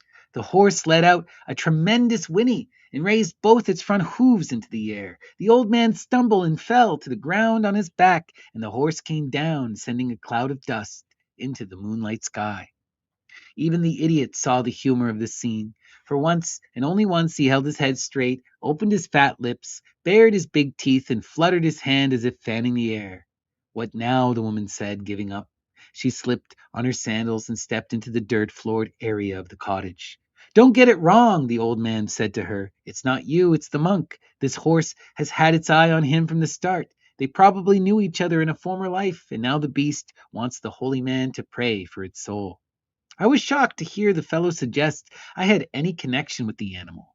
It was then that the woman asked me, "Sir, did you happen to meet anyone on your way here?" "Yes, just before I reached Suji, I did meet a medicine peddler from Toyama. He started out on the same trail a little ahead of me." "I see," she smiled, as if she had guessed something right, then glanced over at the horse. She looked as if she couldn't help but smirk. She seemed to be in a better mood, so I spoke up. "Perhaps he came by this way?" "No, I wouldn't know anything about that." She suddenly seemed to distance herself again, and so I held my tongue. She turned to the man who was standing meekly before the horse, dusting himself off. "Then I guess I don't have much of a choice," she said in a resigned tone, and hurriedly untied her sash. One end of it dangled in the dirt. She pulled it up and hesitated for a moment. "Aha!" The idiot husband let out a vague cry as he reached out with the long, skinny arm that was constantly fanning the air. The woman handed him her sash. Like a child, he placed it on his lap, then rolled it up and guarded it as if it were a precious treasure. She pulled the lapels of her kimono together and held them with one hand just below her breasts. Leaving the house, she quietly walked over to the horse. I was struck with astonishment. As she stood on tiptoe, she gracefully raised her hand in the air, then stroked the horse's mane 2 or 3 times. She moved around and stood directly in front of the horse's huge muzzle, seeming to grow taller as I watched. She fixed her eyes on the animal, puckered her lips, and raised her eyebrows as if falling into a trance. Suddenly, her familiar charm and coquettish air disappeared, and I found myself wondering if she were a god, or maybe a demon. At that moment, it was as if the mountain behind the cottage and the peak directly across the valley, in fact, all the mountains that surrounded us and formed this world that was set apart from all others, suddenly looked our way and bent over to stare at this woman who stood facing the horse in the moonlight. Turning ever darker, the deep mountains grew more lonely and intense. I felt myself being engulfed in a warm, moist wind as the woman slipped her kimono off her left shoulder. Then she took her right hand out of its sleeve, brought it around to the fullness of her bosom, and lifted her thin undergarment. Suddenly she was naked, without even so much as the mountain mist to clothe her. The skin on the horse's back and belly seemed to melt with ecstasy and drip with sweat. Even its strong legs became feeble, began to tremble. The animal lowered its head to the ground and, blowing froth from its mouth, bent its front legs as if paying obeisance to her beauty. At that moment, the woman reached under the horse's jaw and nimbly tossed her undergarment over the animal's eyes. She leaped like a doe rabbit and arched her back so she was looking up at the ghastly, hazy moon. Threading the undergarment between the horse's front legs, she pulled it from its eyes as she passed beneath the belly of the horse and stepped off to the side. The old man, taking his cue from her, pulled on the halter, and the two started walking briskly down the mountain trail and soon disappeared into the darkness. The woman put on her kimono and came over to the veranda. She tried to take her sash from the idiot, who refused to give it back. He raised his hand and tried, reaching for her breasts. When she finally brushed off his hand and gave him a scornful look, he shrank back and hung his head. All this I witnessed in the phantasmal flickering of the dimming lantern. In the hearth, the faggots were now aflame, and the woman, in order to tend to the fire, rushed back into the cottage. Coming to us from the far side of the moon, the faint echoes of the horseman's song reverberated in the night. It was time for dinner. Far from mere carrots and gourd shavings, the woman served pickled vegetables, marinated ginger, seaweed, and miso soup with dried wild mushrooms. The ingredients were simple but well prepared, and I was practically starving. As for the service, it couldn't have been better. With her elbows resting on the tray in her lap and her chin cupped in her hands, she watched me eat, apparently gaining great satisfaction from it. The idiot, tired of being left alone, started crawling limply towards us. He dragged his pot belly over to where the woman was seated and collapsed into a cross-legged position. He mumbled as he kept pointing and staring at my dinner. "What is it?" she asked him. "No, you can eat later. Don't you see we have a guest tonight?" A melancholy look came over the idiot's face. He twisted his mouth and tossed his head from side to side. "No, you're hopeless. Go ahead then. Eat with our guest." She turned to me. "I beg your pardon." "No, not at all. Please, I've put you through too much already." "Hardly. You've been no trouble at all." She turned to the idiot. "You, my dear, are supposed to eat with me after our guest finishes. What am I going to do with you?" Saying this to put me at ease, she quickly set up a tray identical to mine. Good wife that she was, she served the food quickly without wasting a single movement. Yet there was also something refined and genteel about her. The idiot looked up with dull eyes at the tray set before him. "I want that," he said while glancing goggle-eyed around the room. She looked at him gently in the way a mother might look at her child. "You can have that any time you want, but tonight we have a guest." "No, I want it now." The idiot shook his entire body. He sniveled and looked as if he was about to burst into tears. The woman didn't know what to do, and I felt sorry for her. "Miss, I know next to nothing about your situation here," I said, "but wouldn't it be better just to give him what he wants? Personally, I'd feel better if you didn't treat me like a guest." "So you don't want to eat what I fixed?" she asked the idiot. "You don't want this?" She finally gave in to him. As he looked as if he was about to cry, she went over to her broken down cupboard, took something from a crock, and put it on his tray, though not without giving him a reproachful look. "Here you go." She pretended to be peeved and forced a smile. I watched from the corner of my eye, wondering what kind of food the idiot would be chewing in his huge mouth. A blue-green snake stewed with vegetables and thick soy and sugar? A monkey fetus steam baked in a casserole, or something less grotesque, like pieces of dried frog meat. With one hand, the idiot held his bowl. With the other, he picked up a piece of overpickled radish. It wasn't sliced into pieces either, just chopped into a big chunk so the idiot could munch on it as if eating a cob of corn. The woman must have been embarrassed. I caught her glancing over at me. She was blushing. Though she hardly seemed like an innocent-minded person, she nervously touched the corner of her towel to her mouth. I took a closer look at this young man. His body was yellow and plump, just like the pickled radish he had just devoured. By and by, satisfied with having vanquished his prey, he looked the other way, without even asking for a cup of tea, and panted heavily with boredom. I guess I've lost my appetite, the woman said. Maybe I'll have something later. She cleared the dishes without eating dinner. The mood was subdued for a while after that. You must be tired, she finally said. Shall I make up your bed right away? Thank you, I replied, but I'm not the least bit sleepy. Washing in the river seems to have revived me completely. That stream is good for any illness you might have. Whenever I'm worn out and feel withered and dry, all I have to do is spend half a day in the water and I become refreshed again. Even in the winter, when the mountains turn to ice, all the rivers and cliffs are covered with snow, the water never freezes in that spot where you were bathing. Monkeys with gunshot wounds, night herons with broken legs, so many animals come to bathe in the water that they've made that path down the cliff. It's the water that has healed your wounds. If you aren't tired, maybe we could talk for a while. I get so lonely here. It's strange, but being all alone in the mountains like this, I even forget how to talk. Sometimes I get so discouraged. If you get sleepy, don't stay up on my account. We don't have anything like a real guest room. But on the other hand, you won't find a single mosquito here. Down in the valley, they tell a story about a man from Kamino, Kaminohara who stayed the night there.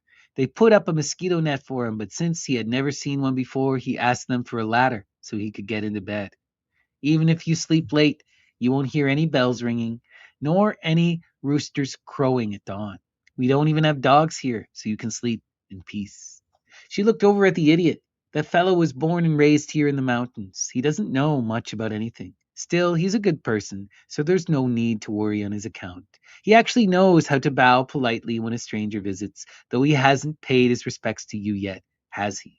These days, he doesn't have much strength. He's gotten lazy, but he's not stupid. He can understand everything you say. She moved closer to the idiot, looked into his face, and said cheerfully, Why don't you bow to the monk? You haven't forgotten how, have you?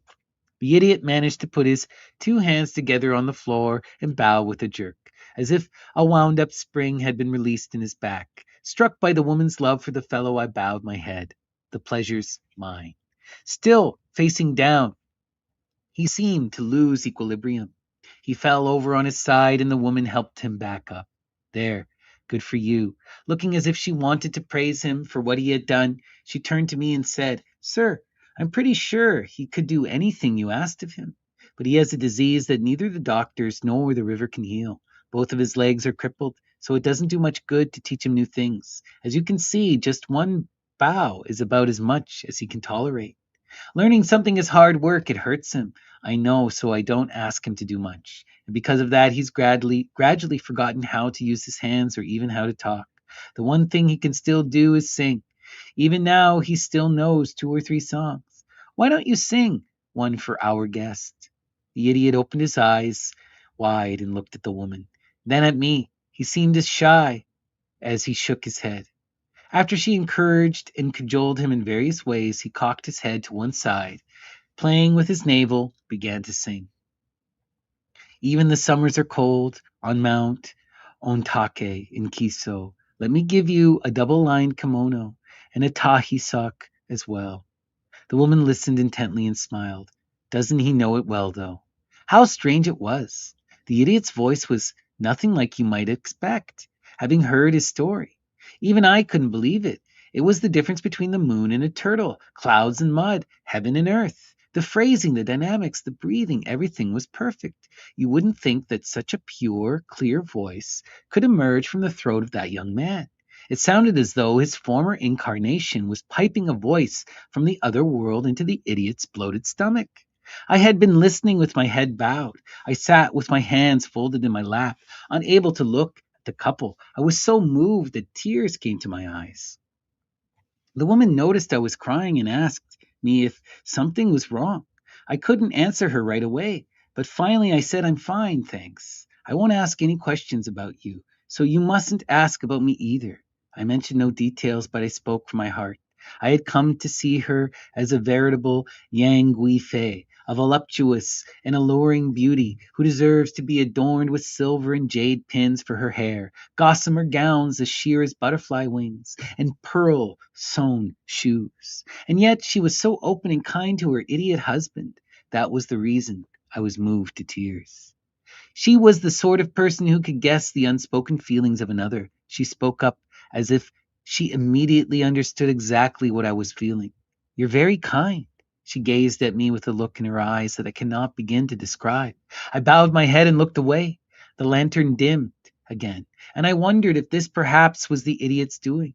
For just then the conversation lagged and a tired silence overcame us. The master of song, apparently bored, yawned hugely, as if he were about to swallow the lantern before him. He started to fidget. "Want sleep. Sleep." He moved his body clumsily. "Are you tired? Shall we go to bed?" The woman sat up, and as if she had suddenly come to her senses, looked around. The world outside the house was as bright as noon. The moonlight poured into the cottage through the open windows and doors. The hydrangeas were a vivid blue. "Are you ready to retire?" "Yes," I said. "Sorry to inconvenience you." "I'll put him to bed first. Make yourself comfortable. You're right out in the open here, but in the summer this bigger room will be better for you. We'll sleep in the inner room so you can get a good rest. Wait just a moment." She started to say and stood up. She hurriedly stepped down onto the earthen floor. Because her movements were so vigorous, her black hair, which had been twisted into a bun, fell down over the nape of her neck.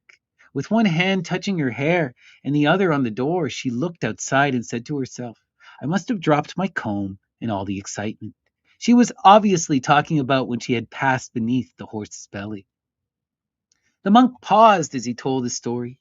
The night was still, and we could clearly distinguish slow, quiet steps in the hallway downstairs. It sounded like someone going to the bathroom. One of the rain shutters opened with a rattle. Then came the sound of hands being washed. "The snow was piling up," came a voice. Most surely it was the owner of the inn. "I guess the merchants from Wakasa found some other place to spend the night," the monk said. "I hope he's having sweet dreams." "Please finish your story. What happened next?" I urged monk Shucho to continue. "Well, the night grew late," he resumed. "As you can understand, no matter how tired a person gets, when you are in an isolated cottage in the middle of the mountains like that, it's hard to fall asleep. Besides, I was bothered by something that kept me from dozing off. In fact, I was wide awake. I kept blinking my eyes, but as you might expect, by that time I was so exhausted that my mind became clouded. All I could do was wait for dawn to brighten the night sky. At first I listened, out of the habit, for the morning temple bells. Will they ring now? Are they about to ring? Surely enough time had passed since I had retired for the night. But then I realized there wouldn't be any temples in a place as isolated as this, and suddenly I became uneasy. Then it happened. As they say, the night is as deep as a valley. As soon as I could no longer hear the sound of the idiots slovenly breathing, I sensed the presence of something outside. It sounded like the footsteps of an animal, one that hadn't come from very far away. At first, I tried to comfort myself, thinking that this was a place where there was no scarcity of monkeys and toads, but the thought did little to reassure me. A bit later, when it seemed the animal had stepped up to the front of the house, I heard the bleating of a sheep. My head was pointed in its direction, which meant that the beast must have been standing right beside my pillow. A bit later, I heard the sound of beating birds' wings just to my right, under the spot where the hydrangea was blooming. Then came the sound of another animal crying, "Kee, kee," on the rooftop. I guessed it was a flying squirrel or some such thing. Next, a huge beast, as big as a hill, came so close I felt as though I was being crushed by it. It bellowed like a cow. Then came another two-legged creature that sounded as if it must have come running from far away with straw sandals on its feet. Now all kinds of creatures were circling and milling around the house. Altogether, there must have been 20 or 30 of them, snorting, beating their wings, some of them hissing. It was like a hellish scene from the realm of suffering beasts. In the light of the moon, I could see the silhouettes of their ghastly figures cavorting and dancing in front of the house. Were these the evil spirits of the mountains and rivers? The leaves on the trees shuddered. I held my breath. From the room where the woman and the idiot were sleeping came a moan and then the sound of someone drawing a long breath.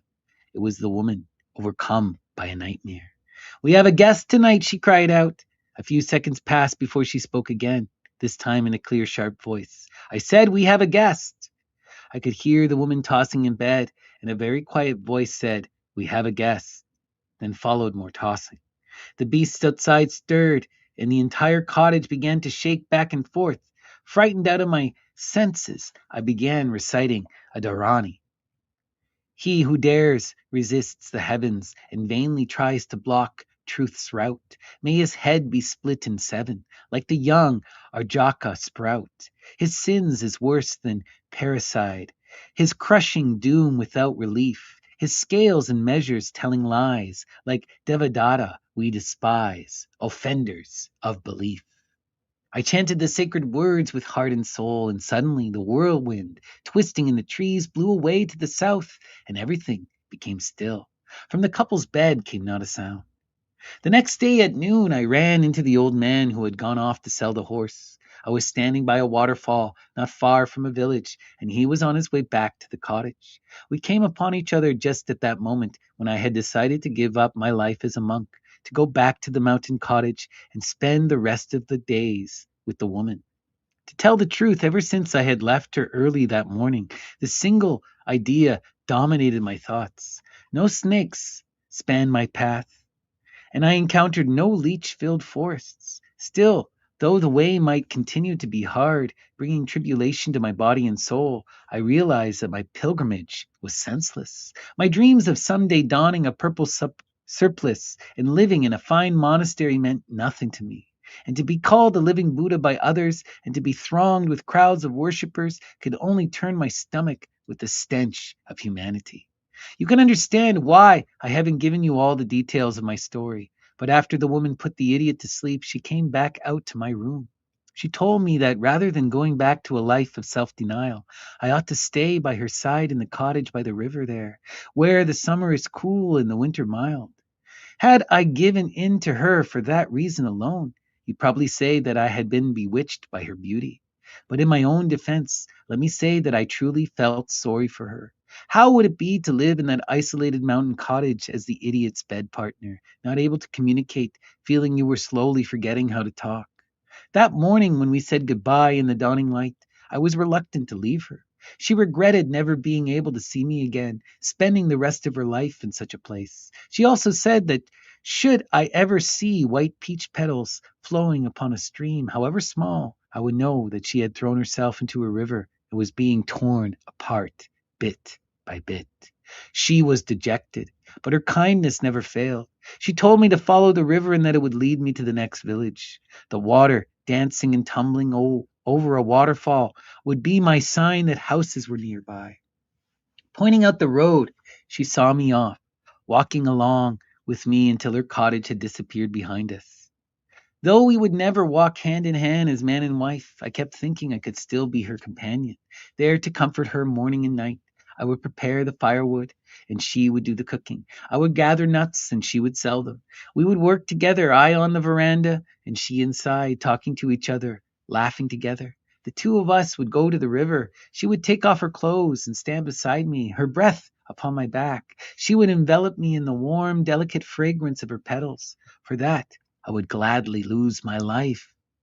Staring at the waterfall, I tortured myself with these thoughts. Even now, when I think back on it, I break out in a cold sweat. I was totally exhausted, both physically and spiritually. I had set off at a fast pace, and my legs had grown weary. Even if I was returning to the civilized world, I knew that the best I could expect was some old crone with bad breath offering me a cup of tea. I could care less about making it to the village, and so I sat down on a rock and looked over the edge at the waterfall. Afterward, I learned it was called the Husband and Wife Falls. A large, jagged rock, like the gaping mouth of a black killer shark, struck out from the cliff, dividing in two the quickly flowing stream that rushed down upon it. The water thundered and fell about 15 yards, where it reformed, white against dark green, then flowed straight as an arrow toward the village downstream. The branch of the waterfall on the far side of the rock was about 6 feet wide and fell in an undisturbed ribbon. The one closest to me was narrower, about 3 feet across, caressing and entangling the huge shark rock. In the middle, As it tumbled, the water shattered into 1,000 jewels, breaking over a number of hidden rocks. The smaller stream was trying to leap over the rock and cling to the larger flow, but the jutting stone separated them cleanly, preventing even a single drop from making it to the other side. The waterfall, thrown about and tormented, was weary and gaunt, its sound like sobbing or someone's anguished cries. This was the sad yet gentle wife. The husband, by contrast, fell powerfully, pulverizing the rocks below and penetrating the earth. It pained me to see the two fall separately, divided by that rock. The broken-hearted wife was like a beautiful woman clinging to someone, sobbing and trembling. As I watched from the safety of the bank, I started to shake and my flesh began to dance. When I remembered how I bathed with the woman in the headwaters of this stream, my imagination pictured her inside the falling water, now being swept under, now rising again, her skin disintegrating and scattering like flower petals amid 1,000 unruly streams of water. I gasped at the sight, and immediately she was whole again, the same face, body, breasts, arms, and legs, rising and sinking, suddenly dismembered, then appearing again. Unable to bear the sight, I felt myself plunging headlong into the fall and taking the water into my embrace. Returning to my senses, I heard the earth-shaking roar of the husband, calling to the mountain spirits and roaring on its way. With such strength, why wasn't he trying to rescue her? I would save her, no matter what the cost. But then I thought that it would be better to go back to the cottage than to kill myself in the waterfall. My base desires had brought me to this point of indecision. As long as I could see her face and hear her voice, what did it matter if she and her idiot husband shared a bed? At least it would be better than enduring endless austerities and living out my days as a monk. I made up my mind to go back to her, but just as I stepped back from the rock, someone tapped me on the shoulder. Hey, monk! I had been caught at my weakest moment. Feeling small and ashamed, I looked up, expecting to see a messenger from hell. What I saw instead was the old man I had met at the woman's cottage. He must have sold the horse because he was alone. He had a small string of coins hanging from his shoulder and was carrying a carp. The fish had scales of brilliant gold and looked so fresh that it seemed alive. It was about 3 feet long and dangled from a small straw cord threaded through its gills. Unable to think of a word to say, I could only look at the man while he stared into my eyes. Finally, he chuckled to himself. It wasn't a normal laugh, but a gruesome sort of snicker. "What are you doing here?" he asked me. "You should be used to this kind of heat. Or did you stop for something else? You're only 12 miles from where you were last night. If you'd been walking hard, you'd be in the village giving thanks to Jizo by now. Or maybe you've been thinking about that woman. Your earthly passions are stirred, aren't they? Don't try to hide it. I may be a bleary-eyed old man, but I can still tell black from white. Anyone normal wouldn't still be human after a bath with her. Take your pick. Cow, horse, monkey, toad, bat. You're lucky you're not going to be flying or hopping around for the rest of your life. When you came up from the river and hadn't been turned into some other animal, I couldn't believe my eyes. Lucky you. I guess your faith saved you.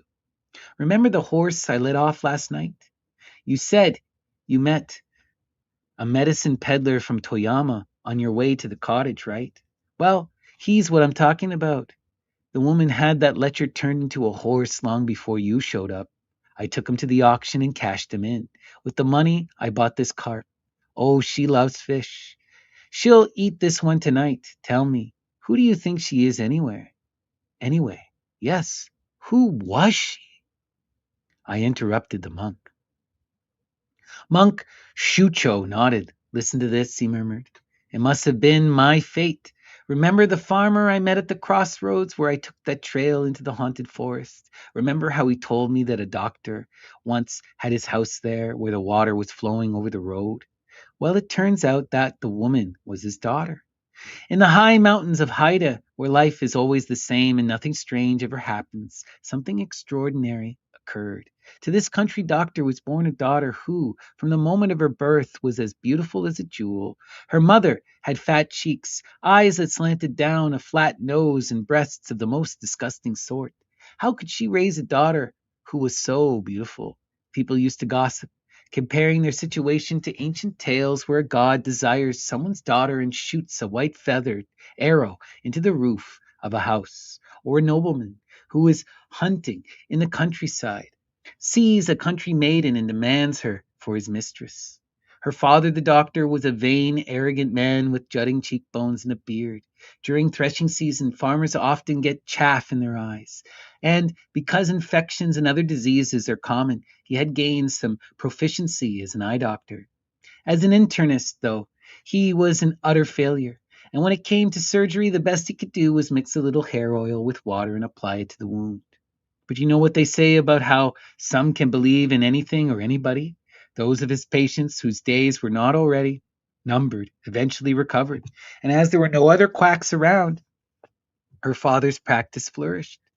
When his daughter came to be 16 or 17 in the bloom of her youth, the people in the area came to believe she was Yakushi, healer of souls, and that she had been born into the doctor's family in order to provide help to the needy. And provide she did. Both men and women came pleading for her healing touch. It all began when she started showing interest in her father's patients. So your hands hurt? Let me see. She pressed the soft palm of her hand to the fingers of a young man named Jisaku. He was the first one, and his rheumatism was cured completely.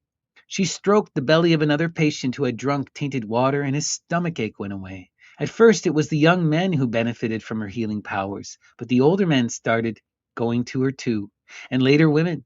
Even if they weren't cured completely, the pain was always less than before. When someone had a boil to be lanced, they screamed and kicked as the doctor cut with his rusty knife. But if his daughter pressed her chest up against their backs and held their shoulders, they could bear the pain. Now, near the grove where the doctor had his house, there was an old loquat tree, and in the tree a swarm of bees had built a frighteningly huge hive. One day, a young man named Kumazo, the doctor's apprentice, found it. His duties were mixing medicine, cleaning the house, taking care of the garden, and transporting the doctor by rickshaw to the home of patients living nearby. He was 24 or 5 at the time and had stolen some syrup from the doctor's medical supplies. Knowing the doctor was tight fisted and would scold him if he ever found out, Kumazo had his own jar of the syrup on a shelf with his clothes, and whenever he had a few minutes of spare time, would satisfy his sweet tooth by secretly sipping from it. Kumazo found the bee's hive as he was working in the yard and came over to the veranda to ask the doctor's daughter if she wanted to see something interesting. Pardon me for asking, but if you could hold my hand, I'll reach into a bee's hive and grab some. Whenever you touch me, won't get hurt even if the bees sting. I could try driving them away with a broom, but they'd scatter and get all over me. It'd be sudden death. She hesitated but smiled and let him take her hand. He led her to the hive where the bees were making a horrifying drone. In went his left hand, and out it came unharmed, even with 7 or 8 bees on it, some fanning their wings, some moving their legs, others crawling between his fingers. Well, after that incident, he her fame spread like a spider's web. People began saying that if she touched you, even a bullet would cause no pain. And it was from about that time that she herself became aware of her power, when she went off to live in the mountains with the idiot. Her powers grew even more wondrous. As she grew older, she became able to summon the most astounding magical powers at will. In the beginning, she needed to press her body against you. Then it was a touch of her foot or a caress of her fingertips. Finally, she didn't need to make physical contact at all. With a puff of her breath, she could turn a lost traveler into the animal of her choice. The old man drew my attention to the creatures I had seen around the cottage: the monkey, the toad, the bats, the rabbits, the snakes. All of them were men who had bathed in the river with her. When I heard that, I was overwhelmed with memories of the woman and the toad, of her being embraced by the monkey and attacked by the bat, of the evil spirits of the forest and the mountains that circled the cottage at night. And the idiot? The old man told me about him too. At a time when the daughter's fame had spread throughout the region, he had come to her father as a patient. He was still a child, accompanied by her brother, accompanied by his father, a brusque taciturn man, and by his long-haired older brother, who carried him down the mountain on his back. The boy had had a bad abscess on his leg, and they brought him to the doctor's house for treatment. At first, they stayed in a room in the doctor's house, but the boy's leg turned out to be more serious than originally thought. They would have to let his blood, and particularly because the boy was so young, they would need to build up his strength before anything could be done. For the time being, the doctor prescribed that he eat 3 eggs a day, and to put his father's mind at ease, a plaster was put over the infection. Whenever the plaster had to be removed, whether by his father or brother or by someone else, the scab would get puffed off, and the boy would cry out in pain. When the doctor's daughter did it, though, he endured silently. As a matter of practice, the doctor used the poor physical condition of his patients as an excuse to put off things whenever he knew he couldn't do anything to help. After 3 days passed, the boy's hard-working father left his older son to look after the younger one and returned to the mountains. Bowing and scraping, he excused himself and backed out to the entrance of the doctor's house. He slipped on his straw sandals, got down on the ground, and bowed again, imploring the doctor to do what he could to save his son's life. The boy didn't get any better, though. On the seventh day, the older brother also returned to the mountains, saying that this was harvest time, and by far the busiest season of the year. Bad weather was moving in, and if the storms continued for very long, the rice crop, their very source of life, would rot in the fields, and their family would starve. Because he was the eldest son, and the strongest worker in his family, he couldn't afford to stay any longer. "Don't cry now," he said softly to his brother, and left him behind. After that, the boy was alone. According to official records, he was 6 years old, but actually, he was 11. The army wouldn't draft a son whose parents were already 60, and so the boy's parents had waited 5 years before they registered his birth. Having been born and raised in the mountains, he had difficulty understanding people in the valley, but he was bright and reasonable child, who understood that his diet of 3 eggs a day was producing the extra blood that was to be drained. He would whimper from time to time, but because his brother had told him not to cry, he bore his burden well. The doctor's daughter felt sorry for the boy and invited him to eat with them, though he preferred going over to a corner of the room to chew on a pitiful chunk of pickled radish. On the night before the operation, after everyone had gone to sleep, the doctor's daughter got up to use the bathroom and heard him weeping quietly. Out of pity, she took him to her bed. When it came time for the bloodletting, she held him from behind as she usually did for her father's patients. The boy perspired profusely and bore the pain of the scalpel without moving. But was it because the doctor had cut the wrong place? They couldn't staunch the flow of blood. As they watched, the boy lost his color and his condition became critical. The doctor himself grew pale and agitated. By the grace of the gods, the hemorrhaging stopped after 3 days and the boy's life was saved. Still, he lost the youth of his legs, and from that point on was a cripple. All the boy could do was drag himself around and look pathetically at his lifeless limbs. It was an unbearable sight, like seeing a grasshopper carrying its torn off legs in its mouth. When he cried, the doctor, irritated by the thought that his reputation might suffer, glared angrily at him, making the boy seek refuge in his daughter's arms. The doctor had wronged his patients many times before, but this time he admitted his mistake and, though feeling it was inappropriate for a woman his daughter's age to be letting the boy bury his face in his bosom, he just folded his arms and sighed deeply. Before long, the boy's father came to get him. He didn't complain to the doctor, but accepted what had happened to his son's fate as his son's fate. Because the boy refused to leave the young woman's side, the doctor, finding an opportunity to make amends, sent his daughter to accompany them home.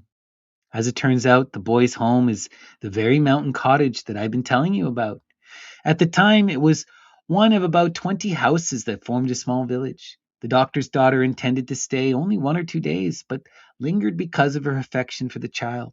On the fifth day of her stay, the rain came pouring down in an unrelenting torrent, as if waterfalls had been unleashed on the mountains. Everyone wore straw raincoats, even inside their homes.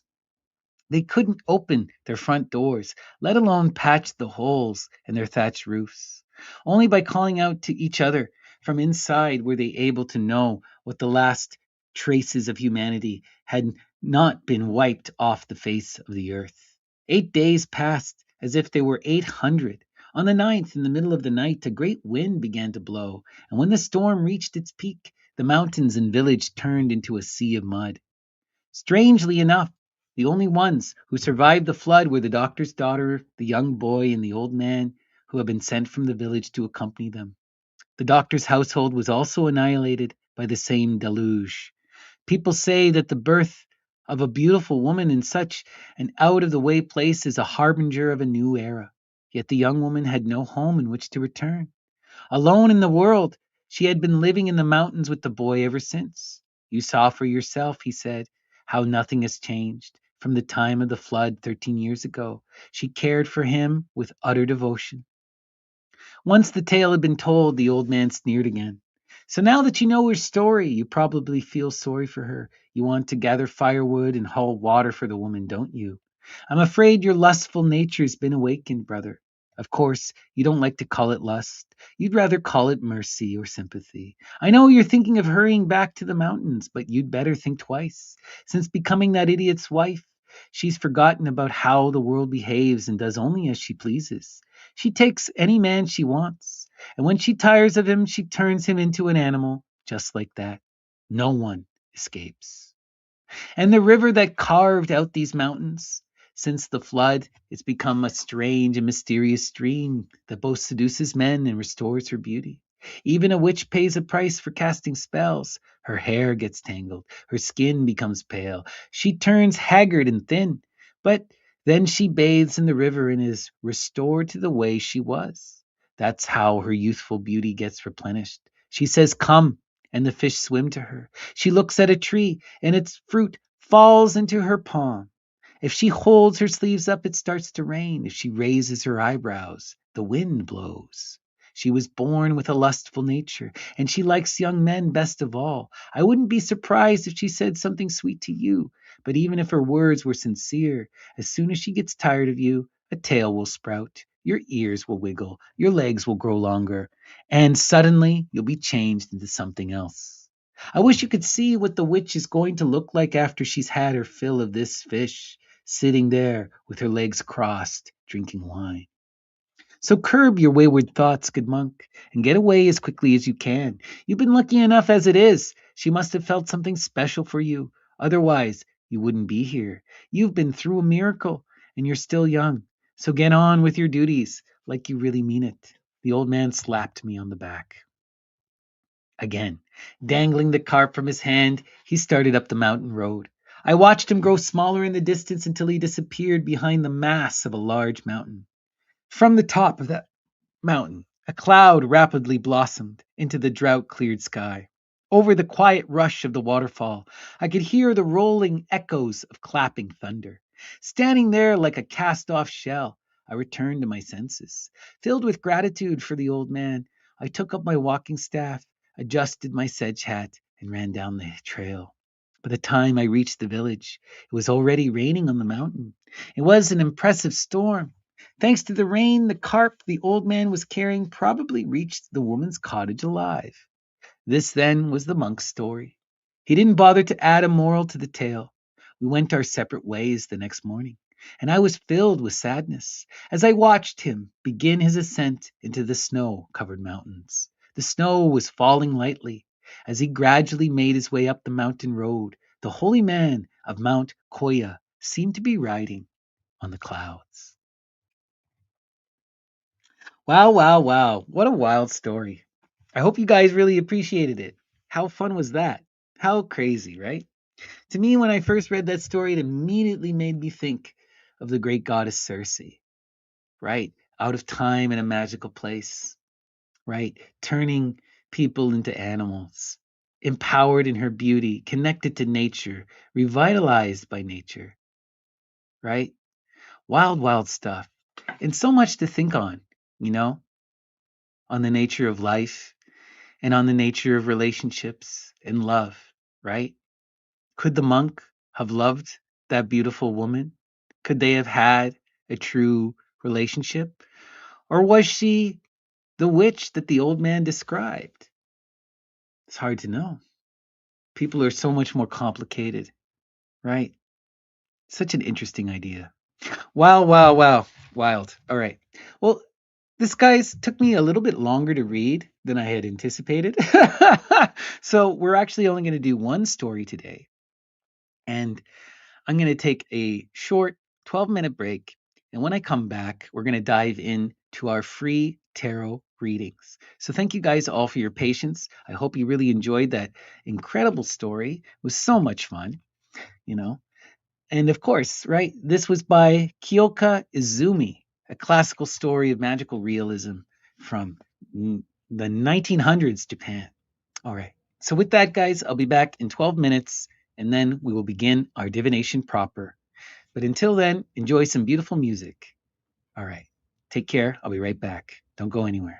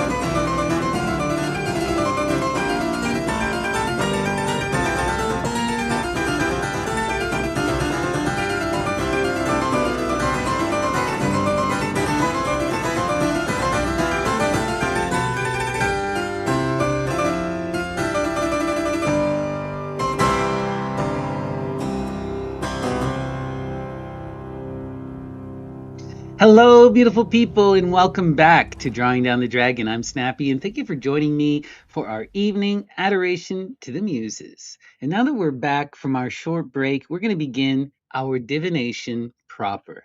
And the way we're going to do it this evening is I'm going to begin by going through our oracle decks. We're going to do a nice couple oracle readings, and then when that's done, I will oops, how do I, silly thing here. And then once our oracle reading is done, we will get into the tarot proper. And anyone who would like a tarot reading, just leave a comment in the live chat, and I will try to give tarot readings to everyone who asks. So if you would like a tarot reading, please leave a comment in the chat, and I will get to them after we do our oracle decks. So we're going to begin today with our oracle readings. We start with the Ganapati Oracle. So let us invoke Ganapati Ganesh, the divine child, the Lord of beginnings, the guardian of the threshold and the master of the spirits, the Ganas. And we ask Lord Ganapati to send us an empowering message through the cards and to help ensure that our words are heard by those who need to hear them. So Lord Ganapati, what is today's empowering and inspiring message? Let's take a look. Cultivation, and we have 37. Wow, right? Amazing. Cultivation is such an empowering, beautiful energy. Immediately, this makes me recognize and come into contact with the energy of the Eight of Discs in the tarot, the power of prudence, the magic of the gardener, the disciplined action that leads to skill and mastery. When we see this energy, we're reminded that the path of the artist is one of refinement, that we have to take the time to develop ourselves, that we have to work, right? If you write the essay, eventually you'll be able to explain yourself with clarity. But if you never write, you'll never be able to express. If you never play, you will never perform, right? This is the thing. We have to engage in art and make art a practice, turn it into a cultivating experience. The more you engage, the more you develop, the more profound it becomes. And this is something that is very difficult, but it is just a truism. If you want to be an amazing musician, you must practice every day. And the same is true for the muses. You want to connect to the spirit, you have to pray every day. You want to connect to that muse, you got to meditate every day. And the more you do this, the clearer and better it will be, right? Cultivate the self, develop skill and mastery, become the gardener, and recognize how these skills come about, right? What does the gardener do? First, they tend to the field. They remove the stones and they plant the seed. They nurture the seed till it becomes a plant. They nurture the plant till it becomes a tree. And then they nurture the tree till it bears fruit. But they do get to taste the fruit. They do get to sit under the shade of the tree. And it is through that loving cultivation, right? Beautiful. Wonderful message. Thank you so much, Ganapati. All right, let's continue. Up next, we're going to check out the Fairy Guardian Oracle. The Fairy Guardian Oracle. And let us invoke the fairies, the spirits, the Lares, the Daimones, the Manes, the Penates, the Genii, the Seleni, the Satyrs, the Dryads, the Naiads, the Oreads, the Nymphes, the Nereids, the Curites, the Corybantes, the Kabiroi. Oh, we got a card shooting out. What do we have here? Go outside. Oh man, what a beautiful message. It's time to go outside. Tune into the powerful peace of nature wherever you are and feel at one with your habitat.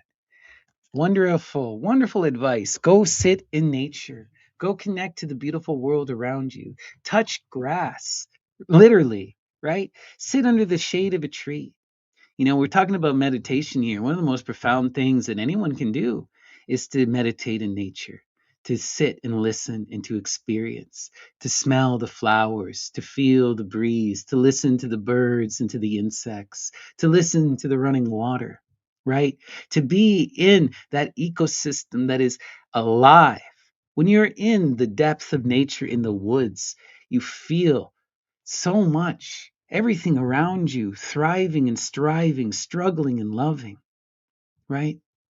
And we know from the great texts, where do we find the muse? We find the muse in nature. We find the muse when we learn to sit in the silence and recognize the voice of the birds. All right, let's continue. Beautiful. Okay, up next, what do we got?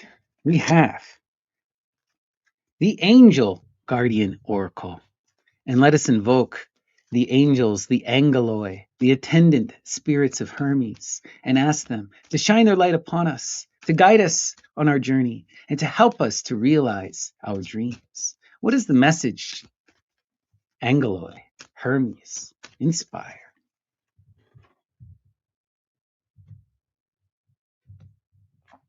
And today's message is angelic protection. Wow, we are blessed. We are loved and we are protected. This is a sign and a reminder, even when things are at their most intense, even when things seem so awful, when the world is against us, when people spurn and attack you, you are protected. The angelic forces are here with us, here to uplift us, to bring us to where we need to go, right? The angel spirits are the spirits that come with the message, that come to point us in the right direction, that lead us to the muse, that call us in loving adoration to walk the middle path, right?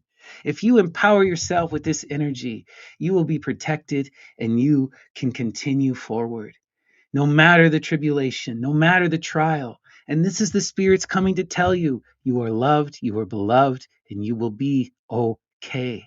Life continues, life goes on. Even the death is not an end. And the spirits are with you every step of the way. Beautiful. Thank you so much, Angeloi, Hermes. Beautiful. All right. And we continue. Okay. For our next Oracle deck, we're going to check out the Witches Oracle. The Witches Oracle. And let us invoke the witches Circe, Medea, Hecate, Calypso. And we ask them to shine their lights upon us, to guide us on our journey, and to help us to actualize our true will. What is the message, witches? Oh, and look at that. We got a card shooting out, and it's a glorious one. Joyous, joyous. And look at that wondrous crescent moon and that beautiful sun, right? The sun and the moon united, shining their light upon us in beauty and in glory, right? Recognize the beauty inherent in all things.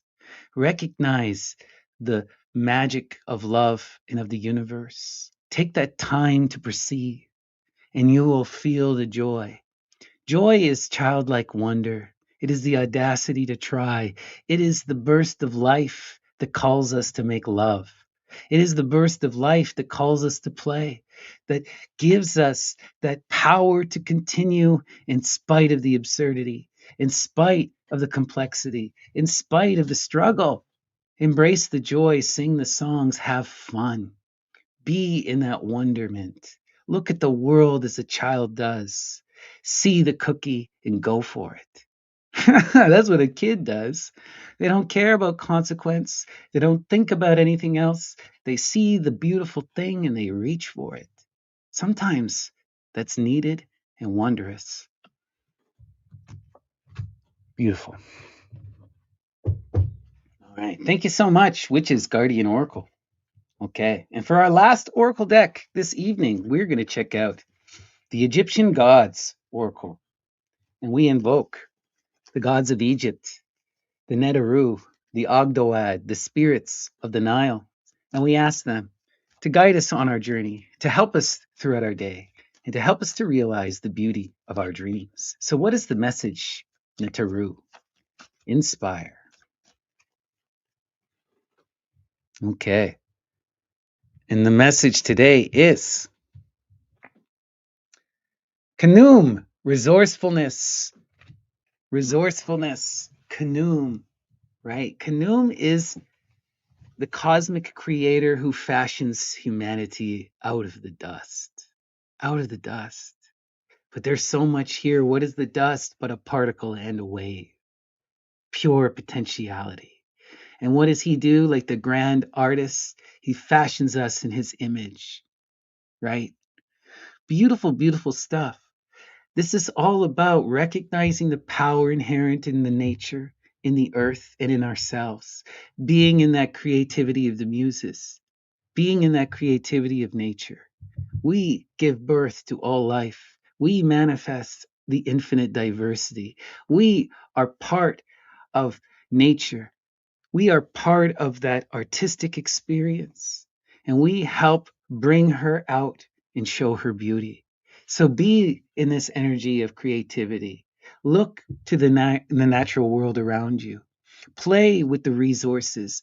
Have the audacity to create something, to give life to something, to set it out into the world, right? Collaborate, create, and nurture, right? To truly create something, right? To truly create art is to give birth.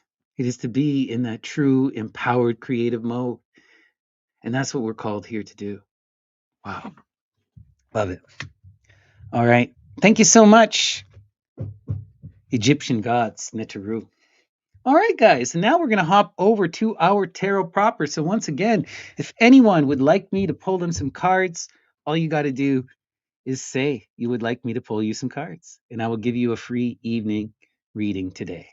But we're going to start with, excuse me, apologies. We're going to start with an opening, or actually, we're going to start with a Saturn square reading to open things up. So this will be a community spread for everyone. So take what resonates, discard what does not, and trust your own personal intuition above all else. All right. And we're going to begin today with the Tarot as Color by Ethel Kekuin. And let us invoke Apollo and the Muses and ask them to shine their light upon us, to guide us throughout our day, and to help us to realize the beauty of our dreams. So, Apollo and the Muses, what is the empowering and enlightening message from the Tarot as Color? All right, so let's see here. So, our center card and defining image is going to be, we have the Hangman, the spirit of the mighty waters, the elemental water, right? The Hangman.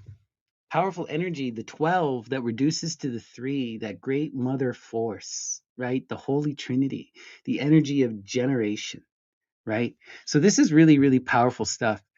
The Hangman is intense. When the Hangman is here, it means that we are not in flow, that we are not on the path that we are meant to be, that we have fallen prey to fear, and that there needs to be an adjustment and a changing of course.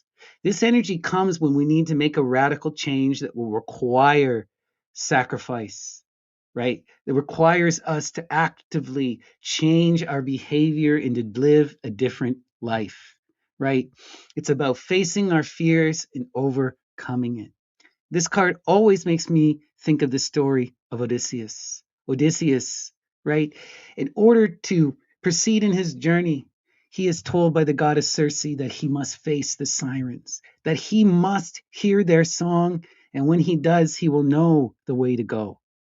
And so what does he do? He straps himself to the mast of his ship, plugs his men's ears with wax, and proceeds to experience his greatest fear in all of its wildness, right? He listens to the song that would drive him mad.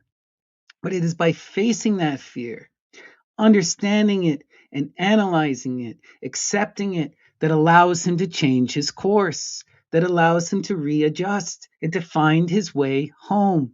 If he never faced his fear, if he never changed his course, he would have never made it home. And this is the message for all of us here. When this card appears, we have to change directions. Sacrifices must be made. We are not in flow and harmony. This is a screaming warning.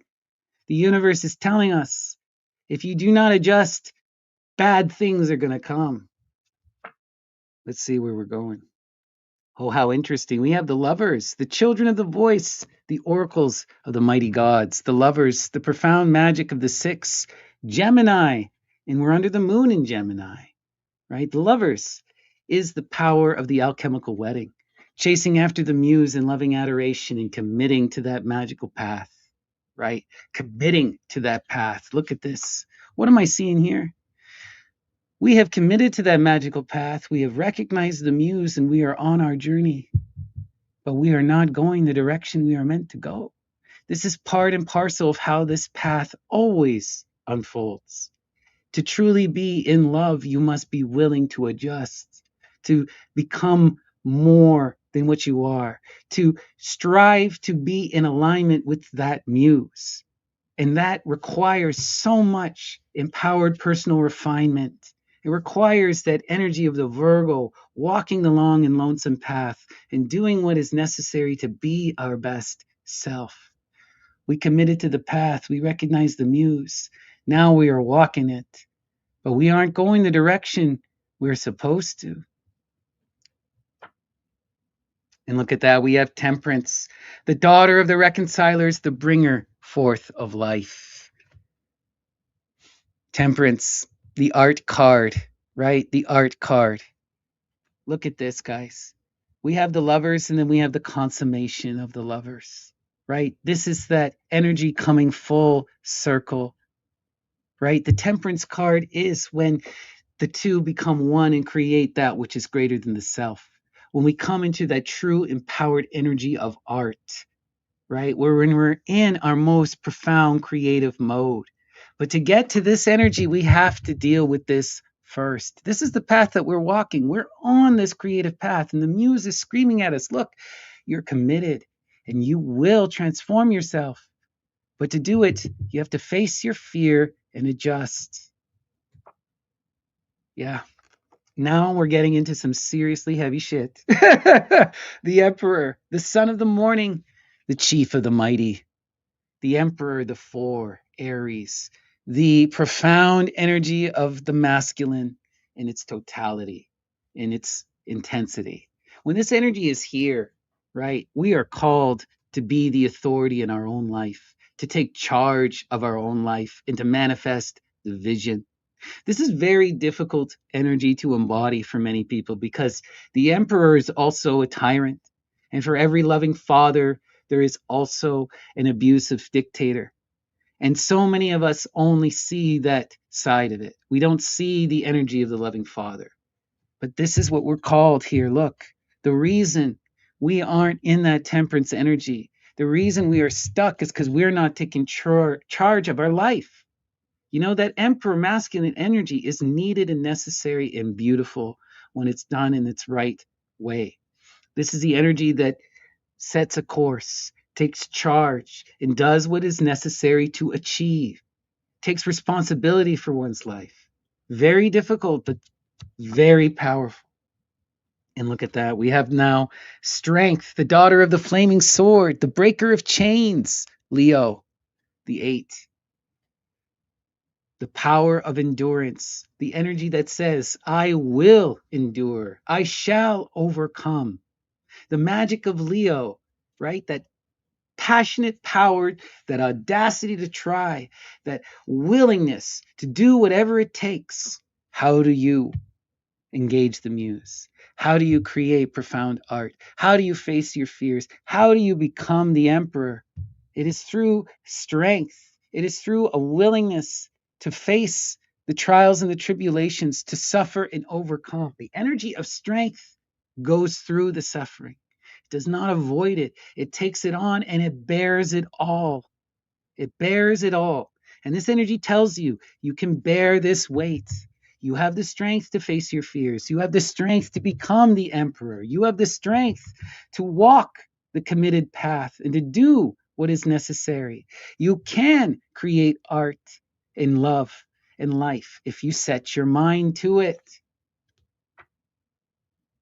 The Ace of Wands, the root of the power of fire, right? The root of the power of fire. How do we overcome our fear in the water? With the elemental fire. We have to go to what's most passionate about us. How do we manifest the vision? Where does the strength come from? It comes from that audacity, that passionate energy to do what? To create art and beauty, to manifest something real, right? The ace always implies the 10.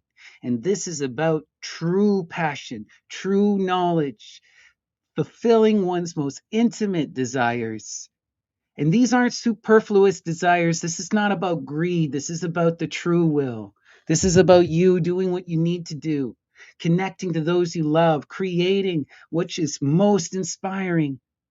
And if you can walk this path, the ace implies the end, right? This energy tells you if you continue this way, if you have the strength to persist, if you can become that emperor, you will know the self. You will overcome and break free of so much tribulation. Because what is the 10 of Wands all about? It's about breaking free of false conceptions and accepting oneself in the mirror, being okay, loving oneself, naming and claiming oneself, embracing one's desires, knowing it intimately.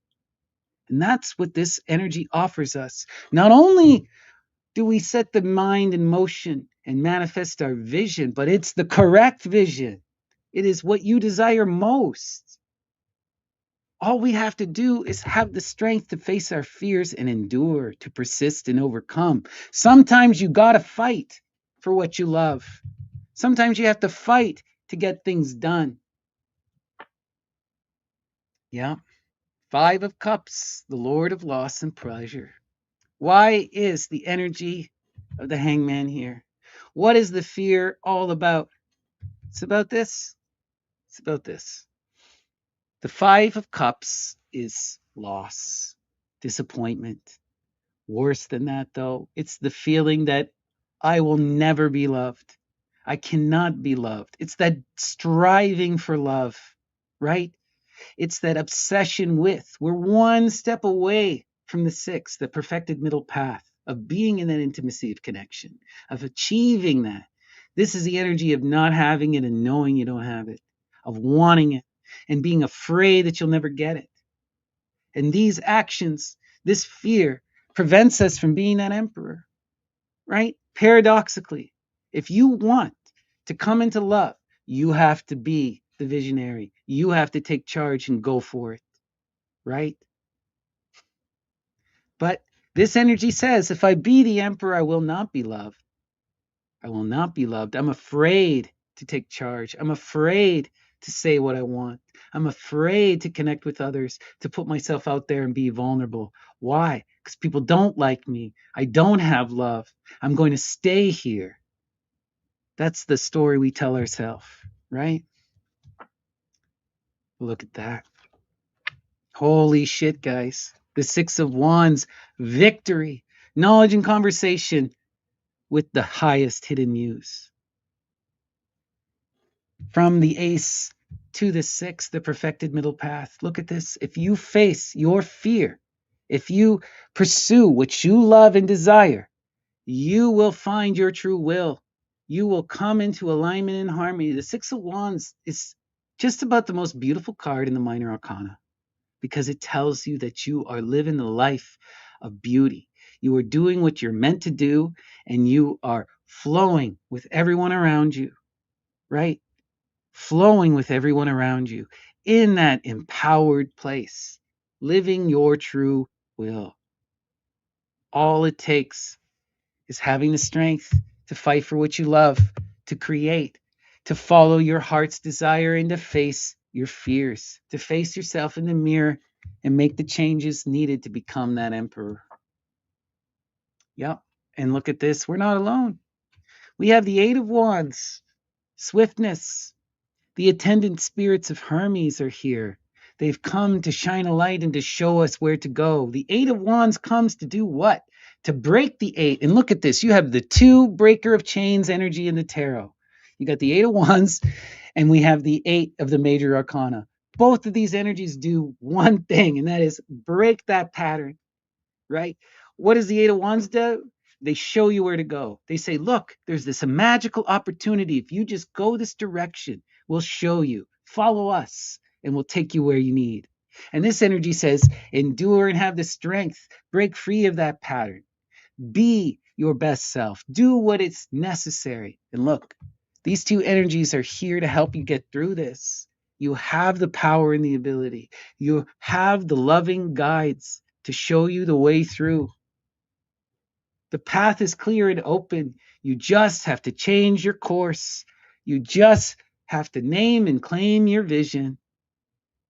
This is such a beautiful read, guys. We are walking the lover's path. We are creating and developing the self. We are coming into true artistic refinement. We are becoming the visionary emperor, following our desires. All we have to do is overcome the fear of never being loved, overcome our bad actions that continuously sabotage ourselves. Form an empowered vision of the future and see it through. Make a plan and create. Empower yourself in a direction. This will take you to that energy of the will. Wild, wild stuff. What a crazy read. All right, amazing. Okay, so that is our first community reading for the evening. I hope that resonated with you all. Beautiful, beautiful stuff.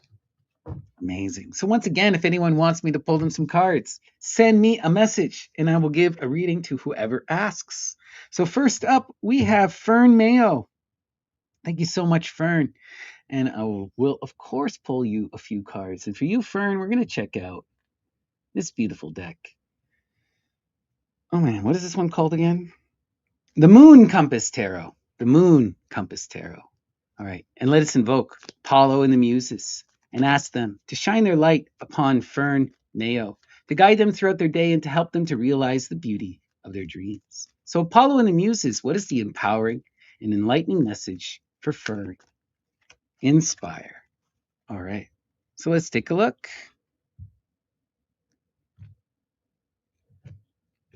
So the first card for you is the Page of Wands. Beautiful. Okay, so the pages, the princesses, anytime they show up, they mean new life. And this could be children, or this could be new artistic creation or new things that we're working towards. Anytime the page shows up, it means it's like you're in that creative collaborative mode. You're creating a new business, you're creating new art, you're giving birth to something profound that has the potential to grow and to blossom into something, right? And this energy of the Page of Wands, it's the earth of fire. This is the energy that comes to upset the old growth, that challenges the status quo, that brings in new inspiration, new light, new empowering energy. So there's something here that you must commit to. The other side with the page is this is something you're working on that has the potential, but the page must be protected. This is a child that must be nurtured. It needs a foundation upon which it can stand. If given time, this energy can blossom and become something truly profound. The pages have infinite potential, but they need love and nurturing. Let's see. And we have the Three of Wands. Look at this. Okay. So you're collaborating and creating something beautiful that has this infinite potential. And the key for you is this energy of Hecate trivia. The Three of Wands virtue is all about learning how to harmonize your will with the world around you. Learn to harmonize your will with everyone. So it's one thing to pursue your desire, but you want to make sure that you're not harming any others when you're doing so, and that you're also collaborating with and helping others fulfill their dreams. If you're truly in like the Six of Wands, the true will energy, then this shit just kind of works out. You fulfill your dreams and you uplift the people around you. That's the goal. And virtue is about taking that step, recognizing the other people and saying, okay, I'm going to fulfill my dreams, but while doing it, how can I ensure I harm no one else? And how do I collaborate and uplift people along the way? Right? So you got to be in this positive mode. You can't do this on your own. There are other people who are going to collaborate with you, and you're all meant to benefit. Yep. And the last card here we got is Strength. Leo, the 8, right? The breaker of chains, the energy of endurance. I will endure. I shall overcome. Look at this.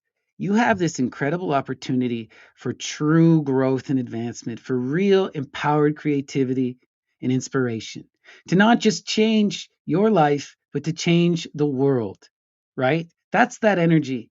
And the thing here, you got to collaborate with the people around you and have the strength to persist.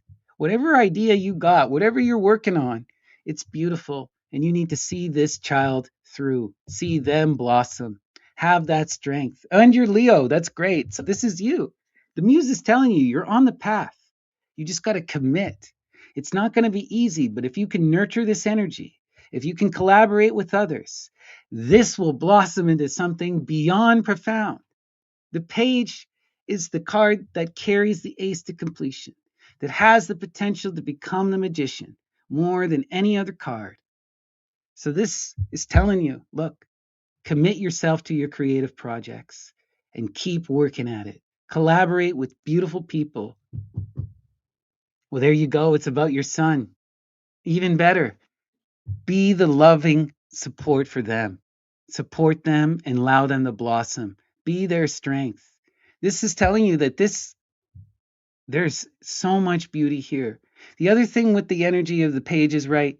This is what you're meant to be doing. This is where you are in life in this moment. Take pride in that, you know? Uplift this child. Give them the lessons and the love that they need and see them blossom.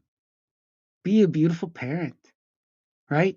The thing with the 3 of Wands is to collaborate with them and to remember them, right? Your dreams are fulfilled when their dreams are fulfilled. Both of you will be fulfilled together, right? It's that harmony. The 3 comes together into that rod, into that trust, into that complete connection. Beautiful. Wow, that's a really positive read, Fern. All the love to you. Cherish your son. They will blossom for you. Be their strength. All right. Wondrous. Okay, and up next, we've got Sarluck. Okay, thank you so much. Sarlux. Of course I will give you a reading. So let's see here, Sar. Which deck? We're gonna check out. Oh, this is a fun one. We're gonna go to the Egyptian Tarot of Thelema by Oliver St. John. And let us invoke Apollo and the Muses and ask them to shine their light upon Sarluck's Art Club, to guide them throughout their day and to help them to realize the beauty of their dreams. So, Apollo and the Muses, what is the empowering and inspiring message for Sarlux? Okay, let's take a look. Muses inspire. Okay. So, our center card in defining image is the abyss. The abyss. Wow. So the abyss, right? This is the energy of the hangman, the 12, the elemental water. So when this energy appears, especially in your center, Sar, this is telling you that you need to pay attention to your life right now. You're not facing your fears and you're falling into bad patterns of behavior. And if you do not change your course of direction, things are going to get rough very quickly. You know, there's something that you need to face and you need to make a change, a radical change. Yeah.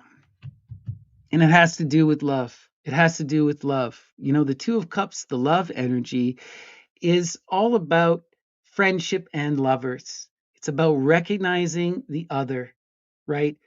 This is about seeing the beauty in someone else and taking the time to come into intimate connection with them. And so it's that love energy that's going to carry you through the abyss. And there's this call out here for you. Okay. Why are you walking alone? Why are you here alone? Right.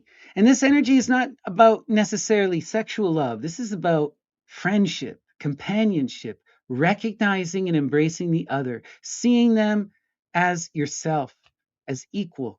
Right. So part of the thing for you to change your course is you have to recognize yourself in the other. You have to collaborate with other people. You have to take into account other people. Yeah. This is seriously heavy for you. The World card is the end card. This is the ending of a cycle. So what I'm getting a sense of is you've been stuck in this energy for a while. And there's something about you connecting to other people and coming into friendship and connection that's really going to call you. Because look at this. Okay. You got water and water. And now we have the end, the world. The world card is all about reflecting upon everything and seeing what we've gone through and where we've been. So this is like, it's telling you like this is world shattering for you. This is the heaviest of lessons possible. There's something about this love energy, recognizing other people and becoming friends, that's seriously important. It's the friends that are going to help you make a change and the friends that are going to help you coming into yourself. So you got to let that love in. You got to pay attention and listen to the people around you, and you got to face your fears. Whatever makes you uncomfortable, ask yourself what it's about. And is it related to this energy? Because I'm getting a sense that a lot of this abyss energy has to do with connecting to other people, making yourself vulnerable. You know, there's a truism here. There is nothing more scary and dangerous than making yourself vulnerable to people. It's just a reality. People are the most beautiful thing in this world, and they are the ugliest thing in this world. And that makes love one of the most difficult energies to deal with. Learning to see people as they are and to love them takes a lifetime and then some. But this is the energy for you. Meditate upon love, face your fears. And when you can fully embrace that energy, this will be a profound upgrade for you. You will have closed out a cycle. You will have done what you needed to do. You will have matured in a way you can seldom understand until you're there. That's the message. Listen to the people, look to the people around you, see them, and see yourself in them. There you go. That's why this energy is here. You've been solitary for too long, right? There's beauty in solitary energy. We all have to walk the Virgo path, but the Virgo path is never for a lifetime. It's for moments, right? We go into seclusion for a time and then we come out of it. If you're in seclusion for too long, if you're solitary for too long, you hurt yourself. As sad as that is. All right. Much love to you, Sar. All right. Up next, we've got Gandhi. Okay. So let's see here. Oh, thank you for the donation, thy hand revolve. And of course, I'll give you a sore taste in a second. First, though, we're going to go to my man Gandhi here. And for you, Gandhi, we're going to check out the Solabusca Tarot, of course. And let us invoke Saturn, Dionysus, Ion, and ask them to dissect Gandhi's life, to expose it upon the plate, to show him his interconnections so he can learn how to best move and flow, how to overcome the conflicts, and how to bring about his true will. What is the message, Muses, for our dear friend, Hupomeno Gandhi? Let's see. So our center card is, oh wow, the 21, the universe, the world card, Hestia, the first and the last. So you are at a flippin' major moment here. To have this card in your center is saying you've just closed out a cycle and there needs to be deep reflection. Deep reflection. And anytime this energy is here, it's a serious close. The past you cannot be in that energy anymore. You must go forward and you cannot look back. You can look to the past in the sense of how do I avoid that energy, but you cannot relive the past again. And that's what this card is all about. Reflecting upon where you've been and imagining yourself into the future and imagining yourself in a way that is different. You cannot repeat where you have been. Okay.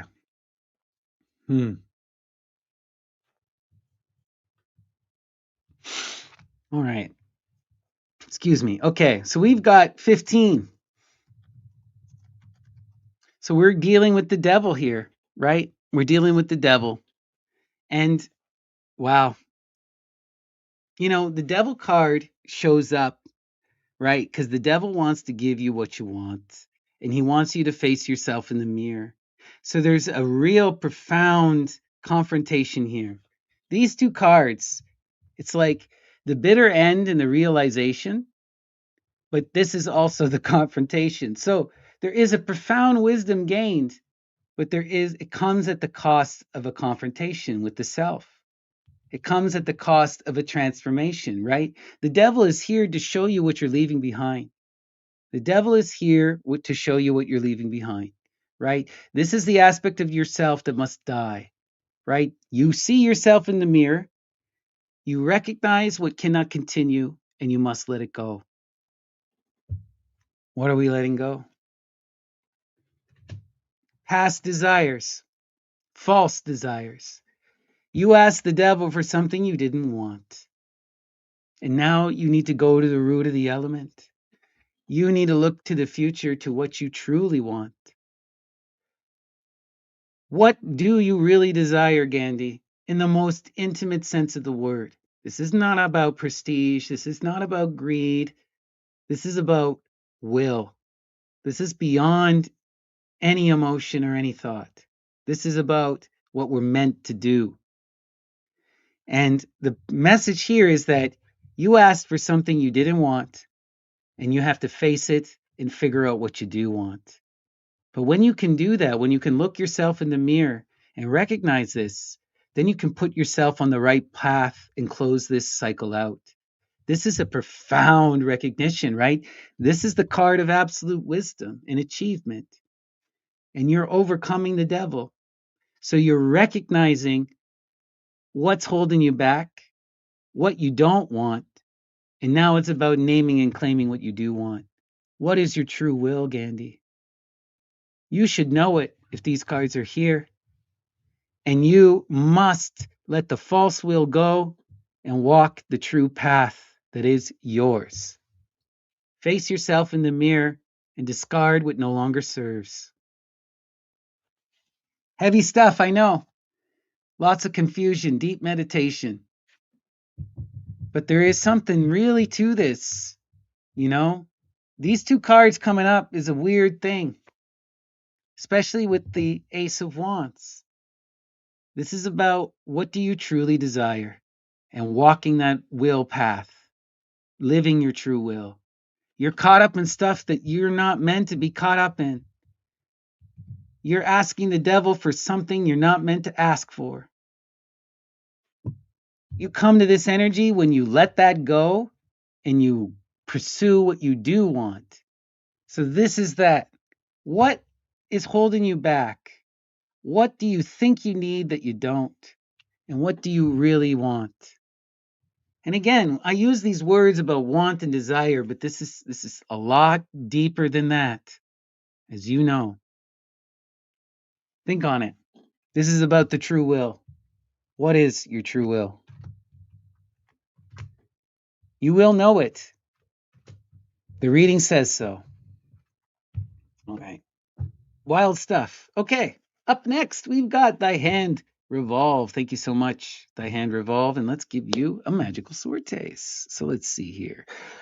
Okay. We got a couple new books recently. This one was a gift from my dear friend, Graham. And I don't believe, I may have used it once on stream, but let's have some fun here. Okay. Thy Hand Revolve. What is the message from Aleister Crowley's The Book of Lies? Muses inspire.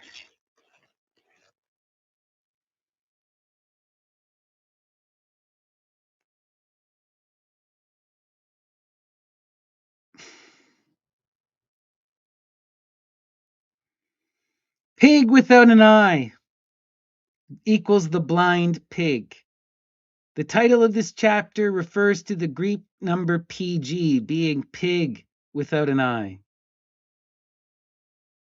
Whoa. The pig without an eye. 41, right? If we're talking about, pretty sure. Yeah, 41. We're talking about isopsophy.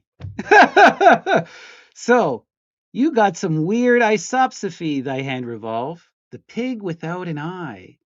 PG 41. Interesting. Makes me think of Circe magic. Anytime you're dealing with pigs and reducing things to pigs, but taking the eye out of a pig, now are you no longer the pig? And you're left with the PG, the 41. What is the significance of 41? I would look into the isopsophy there, see if there's other words that add up to 41. Interesting stuff. All right, cool. Thank you so much, Thy Hand Revolve. All right, up next, we've got Nikos9999. Thank you so much, Nikos. Really appreciate you. And of course, I can give you a reading. So let me pull up my second camera here and we'll take a look. So let's see. And for you, Nico, we're going to go to Nikos. Let's see. We're going to go to, let's do this one. We're going to do the Gustav Dore Tarot. So, Muses, what is the message for Nikos? Inspire, shine your light upon them, guide them throughout their day, and help them to realize the beauty of their dreams. All right, so let's see. So our center card and defining image for Nikos is, we got the Page of Cups. Beautiful energy, the earth of water, right? The page, the princesses always represent either children or new creative endeavors. Giving birth to something that has a life of its own. Creating a profound work of art. Creating a band, creating a business, right? Something that exists beyond you. And what we're seeing here is that you're coming into this empowering energy, right? And the earth of water is really beautiful because this is the savior energy, the energy that comes to nurture life and see it blossom and grow. This is the child in its most innocent. So there's so much profound potential here, but this energy must be protected. It must be nurtured and loved, right? This energy is very vulnerable. And if you can provide it with a foundation, if you can commit to this energy and nurture it, it has near infinite potential. Yeah, look at that. We got the 7 of Cups, the botch. So there's an issue here, right? The 7 of Cups comes when we find ourselves in a selfish mode, when we are in a self-serving energy. Often this energy is about distracting oneself from having to deal with issues in life, right? Rather than face our problems, we waste our time. And this can come in so many different ways. It can be forms of addiction and drug abuse, sex abuse, wasting your time on the internet or on your phone or what have you. But it is all about being in this selfish energy. And when you're in that selfish energy, you're wasting your time. You are not providing for this child. You're not nurturing this work of art, right? You're letting it flounder. And if you let that energy flounder too much, maybe this child doesn't blossom. Maybe this does not become something profound. And so this energy is about recognizing your responsibilities and understanding that when you waste your time and when you're in a selfish mode, it harms others, not only yourself. It also harms yourself too. You're wasting your time. These distractions are meaningless and they're not helpful. You have this beautiful potential right in front of you. Why aren't you committed to the creative genius that you already have here? You have infinite potential, and yet you're wasting your time on nonsense. And look at that, the 8 of Wands, the magic of Hermes. The Angeloi are here to point you in the right direction. They're going to show you what you need to do to make this energy blossom, to help you get out of that stagnant, selfish mode. But you got to listen. You got to look for the signs and the synchronicities. You have to trust in the universe. And when you see the opportunity, take the leap. There's real profound opportunity here. But in order to do and to seize this, you got to get out of your selfish mode. You got to get out of your inner world. You have to look to the world around you. Be in nature. Be in connection. And you got to commit. If you can commit to this energy and sacrifice for it, nurture it and love it, it'll blossom into something profound and rewarding that'll uplift you along with it, right? Wild, wild stuff here. And the muse will show you the way. Stop distracting yourself with pointless nonsense. Don't watch the TV. Turn off the phone. Put down the book. Do something creative. That's the message. You got so much potential here. Nurture that potential. Love it. All the love to you, my friend. I hope that resonated. And thank you so much. All right. Up next, we've got VPH333. Thank you so much, VPH. And of course, I can pull you a couple cards. And for you, VPH, we're going to go to, let's see here. We're going to go to the Mushroom Tarot. The Mushroom Tarot. All right. Okay. And let us invoke Apollo in the Muses and ask them to shine their light upon VPH, to guide them throughout their day and to help them to realize the beauty of their dreams. So, what is the empowering and enlightening message for VPH? Well, Nikos, those cards say that you got some great ideas. You got something that has real potential. Commit to your imagination. See it blossom. Create. All right. So let's see. Message for VPH. We got the Queen of Pentacles. The Queen of Pentacles. So the Queen of Pentacles is the water of earth. The water of earth. So this energy could be you, or it could be someone showing up in your life. But this is the energy. This is the energy of, oh, hi, Violet. Much love to you. You know, the Queen of Pentacles is I always view her as kind of like Mary Poppins, right? She's the one who ensures that everyone around her is taken care of. She pushes. She makes people do their best. And she is that task manager. But she does it out of love and ensures that everyone is becoming their best self. She takes responsibility, right? Really beautiful energy. So let's see. And we have the Two of Pentacles. Two of Pentacles. Okay, so the Two of Pentacles, right? This is one of the more difficult cards in the deck. This is the nature of the earth, right? And the nature of the earth is that everything is in a state of flux. Nothing stands still. Everything dances. And when this energy is upon us, it means that our physical reality is in a state of flux, and we may not even be fully aware, right? This energy says you need to adapt and adjust. And if you do not adapt and adjust, this energy is going anyway. It'll force you to. The question is, how hard is it going to be? Because you're changing no matter what. The energy is here, and you got to ride this wave. The world is not the way it was yesterday. Okay. Page of Wands. Wow. Okay. So much creative energy tonight. So the pages, right? Been talking about them a lot, but the pages always represent that creative life, either children or new art or new business. But this is something you are manifesting that has a life of its own, that'll exist beyond you, that is often a collaborative project that you're working with through others, right? And what we're seeing here is I'm getting the sense you're showing up as the Queen of Discs. You're being called to be that empowered, nurturing energy. You got to push this. You got to ensure that this energy of the page blossoms and comes into real empowerment, right? This energy has infinite potential, but it needs that support. It needs that love. It needs to be able to grow, right? This energy as the Page of Wands has this fiery opportunity to bring new inspiration and to upset the old growth, to bring in new ideas and to challenge, to cause radical change, right? And that's what we're seeing, all of this radical change and potential. And the Muse is saying, adapt and be the person who can take advantage of all this energy. If you can push this child, if you can commit to this project, if you can be in that empowering, nurturing, hardworking mode, this is going to become something profound, right? This is going to become something profound. Your life is going in a beautiful direction. There's all this opportunity here. The key for you is to keep pushing and to adjust. Recognize the state of flux. Commit to your creative projects and see them through.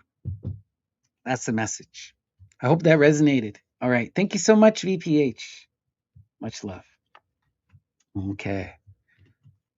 All right. Up next, we've got Yanis. Thank you so much, Yanis. Let me pull you a couple cards. All right. We'll go to you. For you, Yanis, we're going to check out, let's see here. We're going to go to The Night Sun Tarot by Fabio Listrani. So, Muses, what is the message from Fabio Listrani? Inspire. Okay. Let's see. And the inspiring message for Yanis is, okay, we have the Five of Pentacles, worry. Oof. Okay. This is one of the most common energies in the whole deck. This is where most people are 90% of the time, unfortunately. This is the energy of, I am pretty stable, but I am not secure, right? I am striving and working hard to achieve, but I have yet to achieve. It's the energy of being in that state of worry, right? Your whole world could collapse if there was a few bad days. Let's say you lost your job or some shit hit the fan. You could have that rug pulled out from under you with this kind of energy. But you still have something, right? So what this is all about is trying to come into success. The Five of Discs leads to the Six of Discs. And what the Six of Discs success is all about, it's being recognized and being stable and secure, right? So not only are we fulfilled in our work, we are recognized for our work, and we are not in a state of worry. So what we're seeing here is that you're focused on trying to come into a place of security, of trying to come into a place of recognition. The worry appears when we are not safe, we don't have enough to support ourselves, when we feel we're not recognized for what we do. You're in that energy of striving.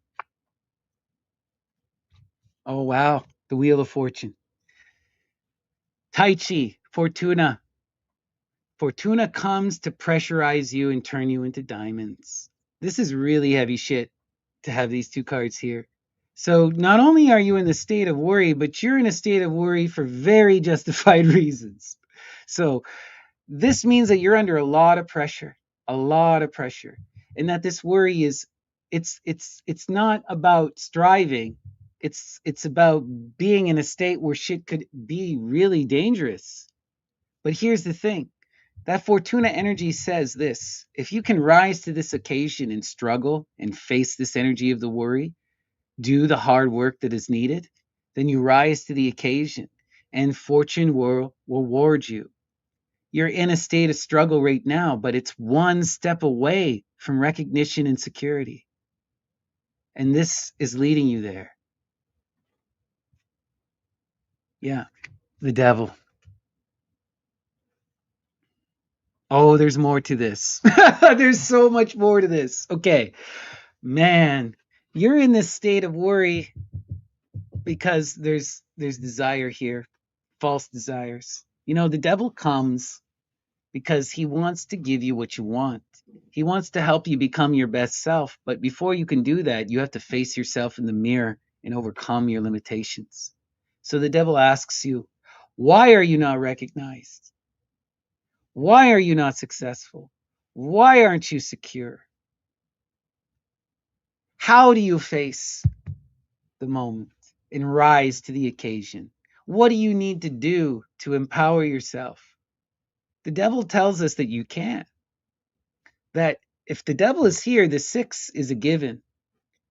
Success is yours to take. But in order to take it, you have to overcome yourself and your limits. You have to face the pressure of this moment. You have to break free of greed and come into true empowered will. So there's some seriously heavy shit here.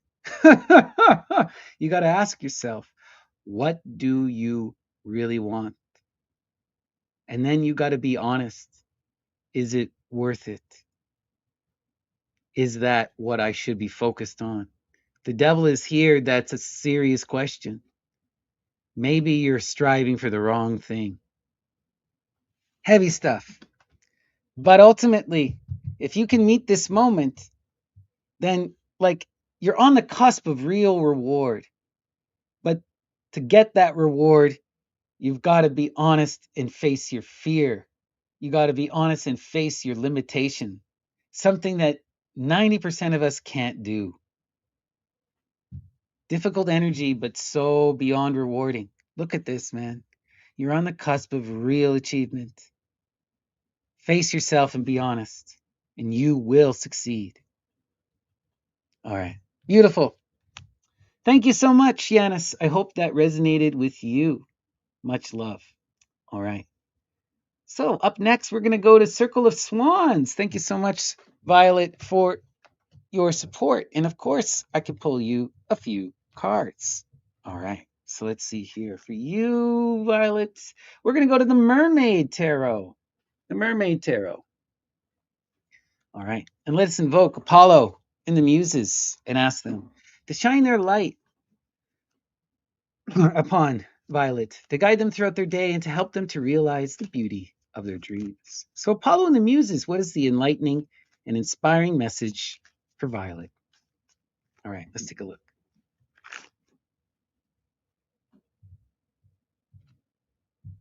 So, the center card and defining image is the Five of Wands, strife. Oof.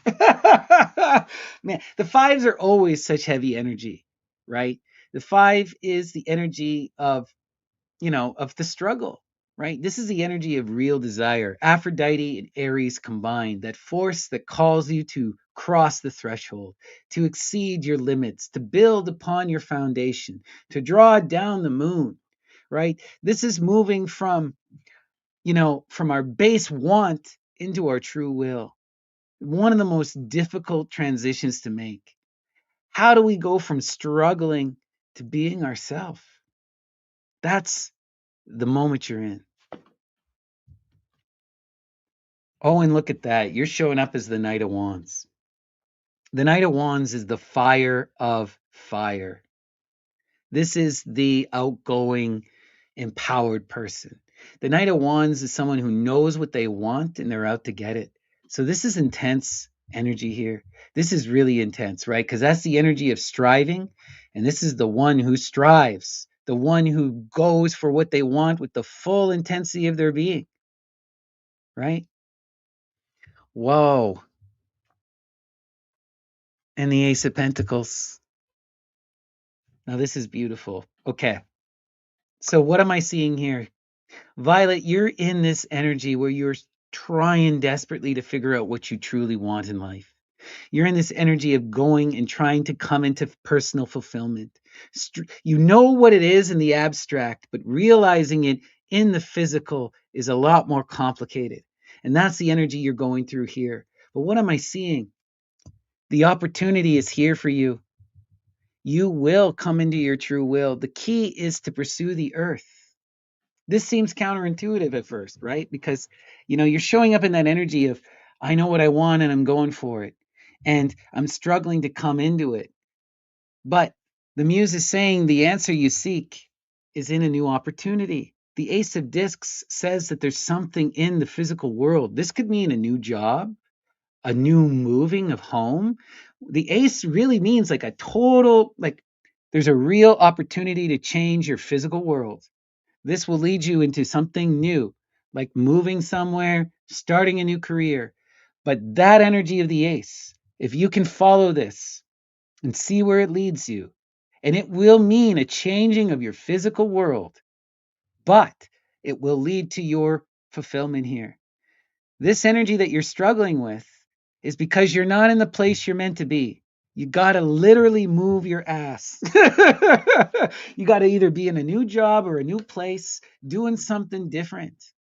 But that opportunity is here for you. You just got to seize it and see where it takes you. The ace always implies the 10. And the 10 in the earth, that's real fulfillment, accomplishment, and wealth. You come into your true accomplishment, fulfillment of your dreams when you're willing to physically change. Well, this is what I'm seeing. That Ace of Discs is a real opportunity for movement and for new work, new life. So look around in your world. There's something that will show up that could be a real potential. And once it also, the ace could also be a project, could also be an art project, something that'll lead to personal fulfillment, something that will require you to dedicate yourself to and to work on, right?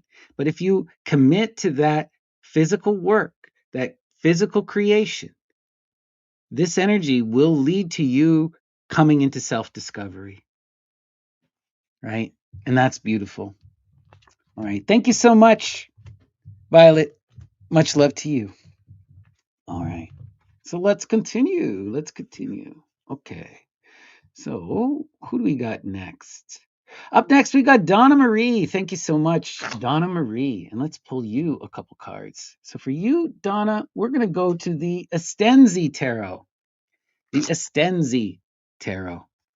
And let us invoke Apollo and the Muses and ask them to shine their light upon Donna Marie, to guide her throughout her day and to help her to realize the beauty of her dreams. So, Apollo and the Muses, what is the enlightening and inspiring message for Donna? Let's take a look. All right. And your center card and defining image, Donna, is okay. We've got the Queen of Cups. So, immediately, I'm getting a sense that this is your energy, Donna. Okay. The energy of, you know, the Queen of Cups is the water of water. This represents that feminine energy in her most nurturing mode, right? This is a person who finds themselves fulfilled when they're of service. They want to help and nurture the people around them. And that's lovely, beautiful energy, needed, welcome energy, right? But there is a downside, unfortunately, with the Queen of Cups, right? Often the Queen of Cups, she gives so much to everyone else that she herself remains hidden below the waters. She sacrifices her own will, her own desires, her own needs for the people she loves, right? And that energy can be so intense, right? We need this energy is great when it's balanced by like a King of Cups, someone who understands and is willing to sacrifice for her. But if this energy is sacrificing and giving freely and not receiving, she's also not going to say anything either, you know? So let's continue. All right, we got the Three of Pentacles. The Three of Pentacles work. Collaboration. Collaboration. So this is interesting. You're being called to nurture the earth, right? The water of water is that brilliant, beautiful, loving energy that can bring people together into true collaboration. And the work energy is about that, really collaborating to create something in the earth, to generate something profound, right? So this is about working with others, coming into a collaborating energy. Oh, wow. And we have the High Priestess. The High Priestess. Okay. So the High Priestess is Hecate, right? Aphrodite Urania, the highest hidden muse, the voice in the darkness, the one who calls us into that imitation to become her, right? When this energy here, it shows up here, it means that there's an initiation, that we're being called to go into the depths and to listen to the muse and to come after her. And so she's calling you to come into this collaborative mode, to work with others, to share your love with others, to be in that creative building energy. And when you can do that, you're going to gain something profound. You're going to come into greater connection with the muse. At this time, you need to share your loving cup with people and come into some kind of creative work. There's a real opportunity here for you, for friendship and for growth. And this is an initiating experience, something that'll bring you more into alignment with your true highest will. Beautiful. I hope that resonated, Donna. And thank you so much again for your donation. Much love. All right.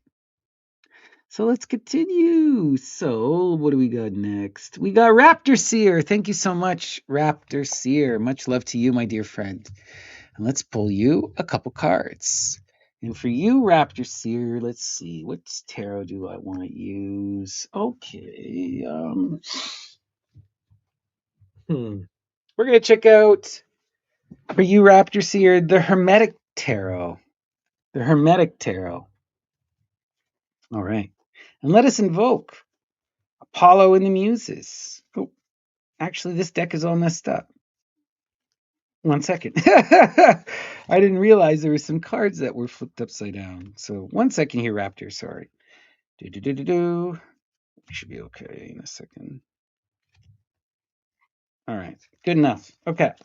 Perfect. All right. And we invoke Apollo and the Muses and ask them to shine their light upon Raptor Seer, to guide them throughout their day and to help them to realize the beauty of their dreams. So, Apollo and the Muses, what is the empowering and inspiring message for Raptor Seer? All right. So, our center card and defining image is, we've got the Seven of Pentacles. Oh, that's heavy energy. The Seven of Pentacles is crazy because, on one hand, it's infinite potential, right? It's the magic of the muse. The sevens always represent that incredible burst of opportunity. But in the earth like this is often overwhelming opportunity, having too many balls in your court, right? This is the energy of like, I'm too successful and I'm being overwhelmed by my success. Having so much work, you can't get it done. And this energy, on one hand, there is real opportunity here, real power here, but it can be so overwhelming it can crush you. So this energy often says we need help, and it asks you to ask for help. So let's see where this is going. The Ace of Swords.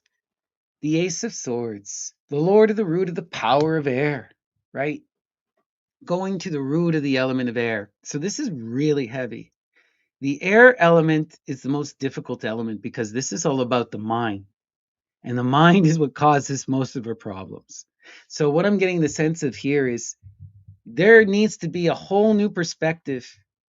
You're not seeing this energy for what it is, right? When the ace appears, we need to approach this from a new angle, and we need to be willing to go through the learning process of coming into true empowered reason. This is doing that deep, hard work of meditative reflection and listening. It's the beginning of this energy, right? So what I immediately get here is you're not seeing this for what it is. But that's often true with the Seven of Discs, because the Seven of Discs sucks. It's overwhelming amounts of work, being drowned in what needs to be done. And, that can be so overwhelming. But the Muse is saying, maybe you need to see it from a different angle. Maybe it's not as bad as it appears. The Five of Cups. Yeah, Five of Cups. Now I'm seeing why the Seven is here. Okay, Five of Cups is disappointment. Disappointment. Not being in loving reciprocity, right? When the Five of Cups is here, there's a feeling of not having help. And this is compounded with this energy of the Seven of Discs. Okay, so not only are you overwhelmed in work, but you are not supported in your work. And there's a need for you. So the other aspect of the ace here, and this comes heavy because of the water, right, is communication. So it's not simply seeing this from a new perspective. You need to communicate this in a new way. The people in your life are not understanding the weight you are under. And this is the problem, right? You are not being helped, and you need to tell people you need help and you need to get help. And so the way you do that is by listening and communicating and going down that deep, complicated path of trying to communicate, right? The water and the air complement each other in such a profound way, right? And so this is where we see you have all the success in the earth, but you're overwhelmed by it because you're not getting the help that you need from the people around you. And the way you get the help you need is by expressing what's really going on and by working with these people. It's going to be difficult and it's going to take a lot of change. But this is the issue that I'm seeing here. And just also remember, if you can sort this out, if you can come into a place where you can receive help and you can see this in a new light, this overwhelming level of work all of a sudden becomes manageable. And now there's serious opportunities here because this is the power of the muse, right? This is the power of the muse. Yeah, that's true. You are separated, divided by that earth, right? You got to bring those energies together into the real, right? You need help. You're overwhelmed. And it's okay. You need to figure out how you get it. Express yourself, talk to the people around you, work with them. You will figure this out, and that energy will blossom. All right. That's the message. All the love to you, Raptor Seer. All right. I'm glad it resonated. Wonderful. Okay. All right. We continue. Okay. Oh, hey, Anastasia. Much love to you. Great to see my Chicago friend. Much love. And we got another donation here from Sonia. Oh, yeah, Sarlux. I do use the Rider Waite sometimes. It's just the Rider Waite. I find I can use the Rider Waite really well because I know the tarot really well. But the Rider Waite is very limited. Like the art is beautiful, but you're not getting a lot of the language of the tarot in the Rider Waite. It's very bare bones and stripped of a lot of that more magic potential. But it's still a fun deck. I really love the art of Pamela Coleman Smith. She's one of the greatest artists of all time, in my opinion. You know, uh, so yeah. For you, Sonia, and so that Sarlux can see, we're going to go to the Rider Waite Tarot. All right, and let us invoke Apollo and the Muses and ask them to shine their light upon Sonia, to guide her throughout her day and to help her to realize the beauty of her dreams. So, Apollo and the Muses, what is the empowering and enlightening message for our dear friend Sonia? Oh, we got a card shooting out. Wow. All right, what's that about? Oh, we got the Queen of Swords, man. Okay. So, Sonia, this is your energy. You're naturally in this kind of energy. The Queen of Swords is beautiful, right? She's the one who pursues justice, but she also remains aloof, right? She is concerned with making sure everyone can collaborate and communicate. She is concerned with learning and sharing her knowledge, but she herself remains removed, right? That Queen of Swords energy is beautiful, but she often is silent and she's often in her own world. So let's see what this is about. Yeah, yeah, okay. Difficult energy here. Okay. You need to come into the energy of the waters, right? The Queen of Swords, the one who remains aloof is being called. This is a very difficult energy for the Queen of Swords because she has the water and she is that feminine energy. She is the water of air. But she wants to stand apart. And the muse is saying, you got to come together. The Ace of Cups is all of the water is all about our emotions and connection. And so there's a need for you to re-engage this energy of connection.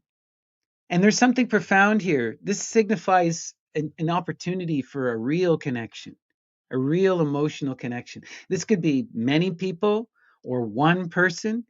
But remember, anytime you see the ace implies the 10. And the 10 in water is what? Is fulfillment. It is the family. It is true love. So there's something really beautiful here. If the queen can learn to take the time to pursue the waters, if she can get her feet wet, if she can come down from the air. All right. What's this about? Wow. Okay. So this is more than about you coming into emotional connection. It's about you coming into real collaboration and connection. The Three of Wands is Hecate trivia, right? This is the power of virtue. This energy comes when we are called to pursue our will in a way that harmonizes with the world around us and uplifts the people around us. This is the energy says it's, You don't want to just be in that mode of pursuing your desire. That gets you nowhere. That's greedy energy. You want to be in that energy of pursuing your desire in a way that uplifts the people around you, that collaborates and works with the people around you. So, what I'm seeing here is that the queen is being called to come down from the mountain and called to come into collaboration. If she really wants to fulfill her will, she's going to have to learn to uplift and to work with the people around her. But look, this will lead to real fulfillment, to loving community, to true, like when you're in that 10 of cups energy, you found your place. You have no desire. And you're now in that energy of charity. It's one of the most beautiful cards in the whole deck, the 10 of cups. This is what the muse is offering you. The key for you to get that 10, that real love, is just to go out into the world and collaborate in a way that ensures that that everyone benefits, right? You try to uplift and benefit everyone. And I know you already naturally think in that way, right? The queen has just got to open herself up. Let that passion in, let the love in, let the people in. Come down from the mountain. That's the message. Beautiful. All right. Thank you so much, Sonia. I hope that resonated with you. Okay. All right, guys, I'm starting to get a bit tired here, so I think we're going to hop over. We're going to do a couple sortes, and we're going to start to wind down. So no more tarot readings, unfortunately, but I thank you guys all for tuning in, and I hope you appreciated the readings. I always love giving them, so it was my pleasure. Let's do a couple sorteses to end the night. So we're going to go to one of my all-time favorite books, Hermann Hesse, Narcissus and Goldman. So, Muses, what is the message from Hesse? Inspire.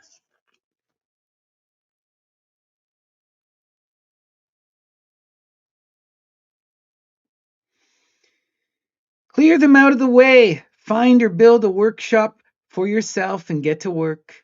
Many problems will be solved automatically that way. What phenomenal advice! Clear them out of the way. Find or build a workshop for yourself and get to work. Many problems will be solved automatically that way. Sometimes our problem is that we're not focused in doing the work. you know, Sometimes it's that simple. Sometimes you just need to stop worrying and get working. Love it. All right, let's continue. Okay. Another favorite, D.H. Lawrence, The Plumed Serpent. Muses, what is the message from D.H. Lawrence? Inspire.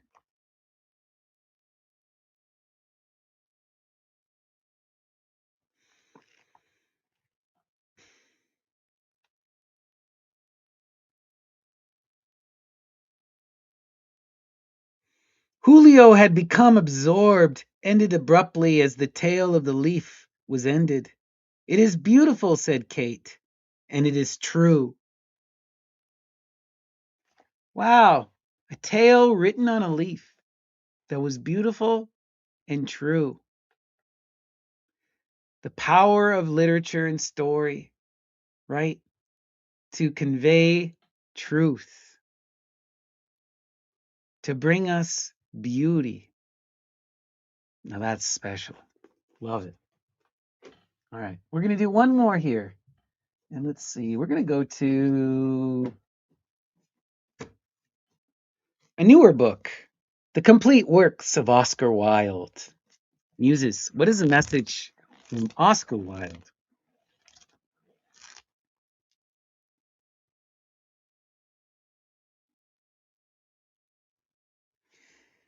And if they will not encourage, at least they must not oppose.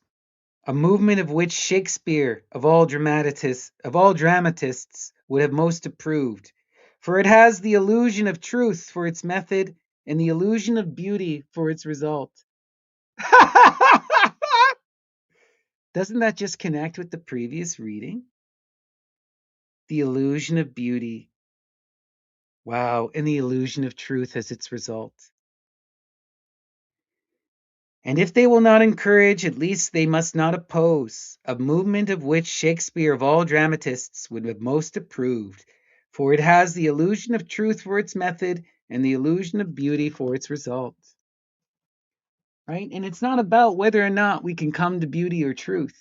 Beauty and truth cannot be realized.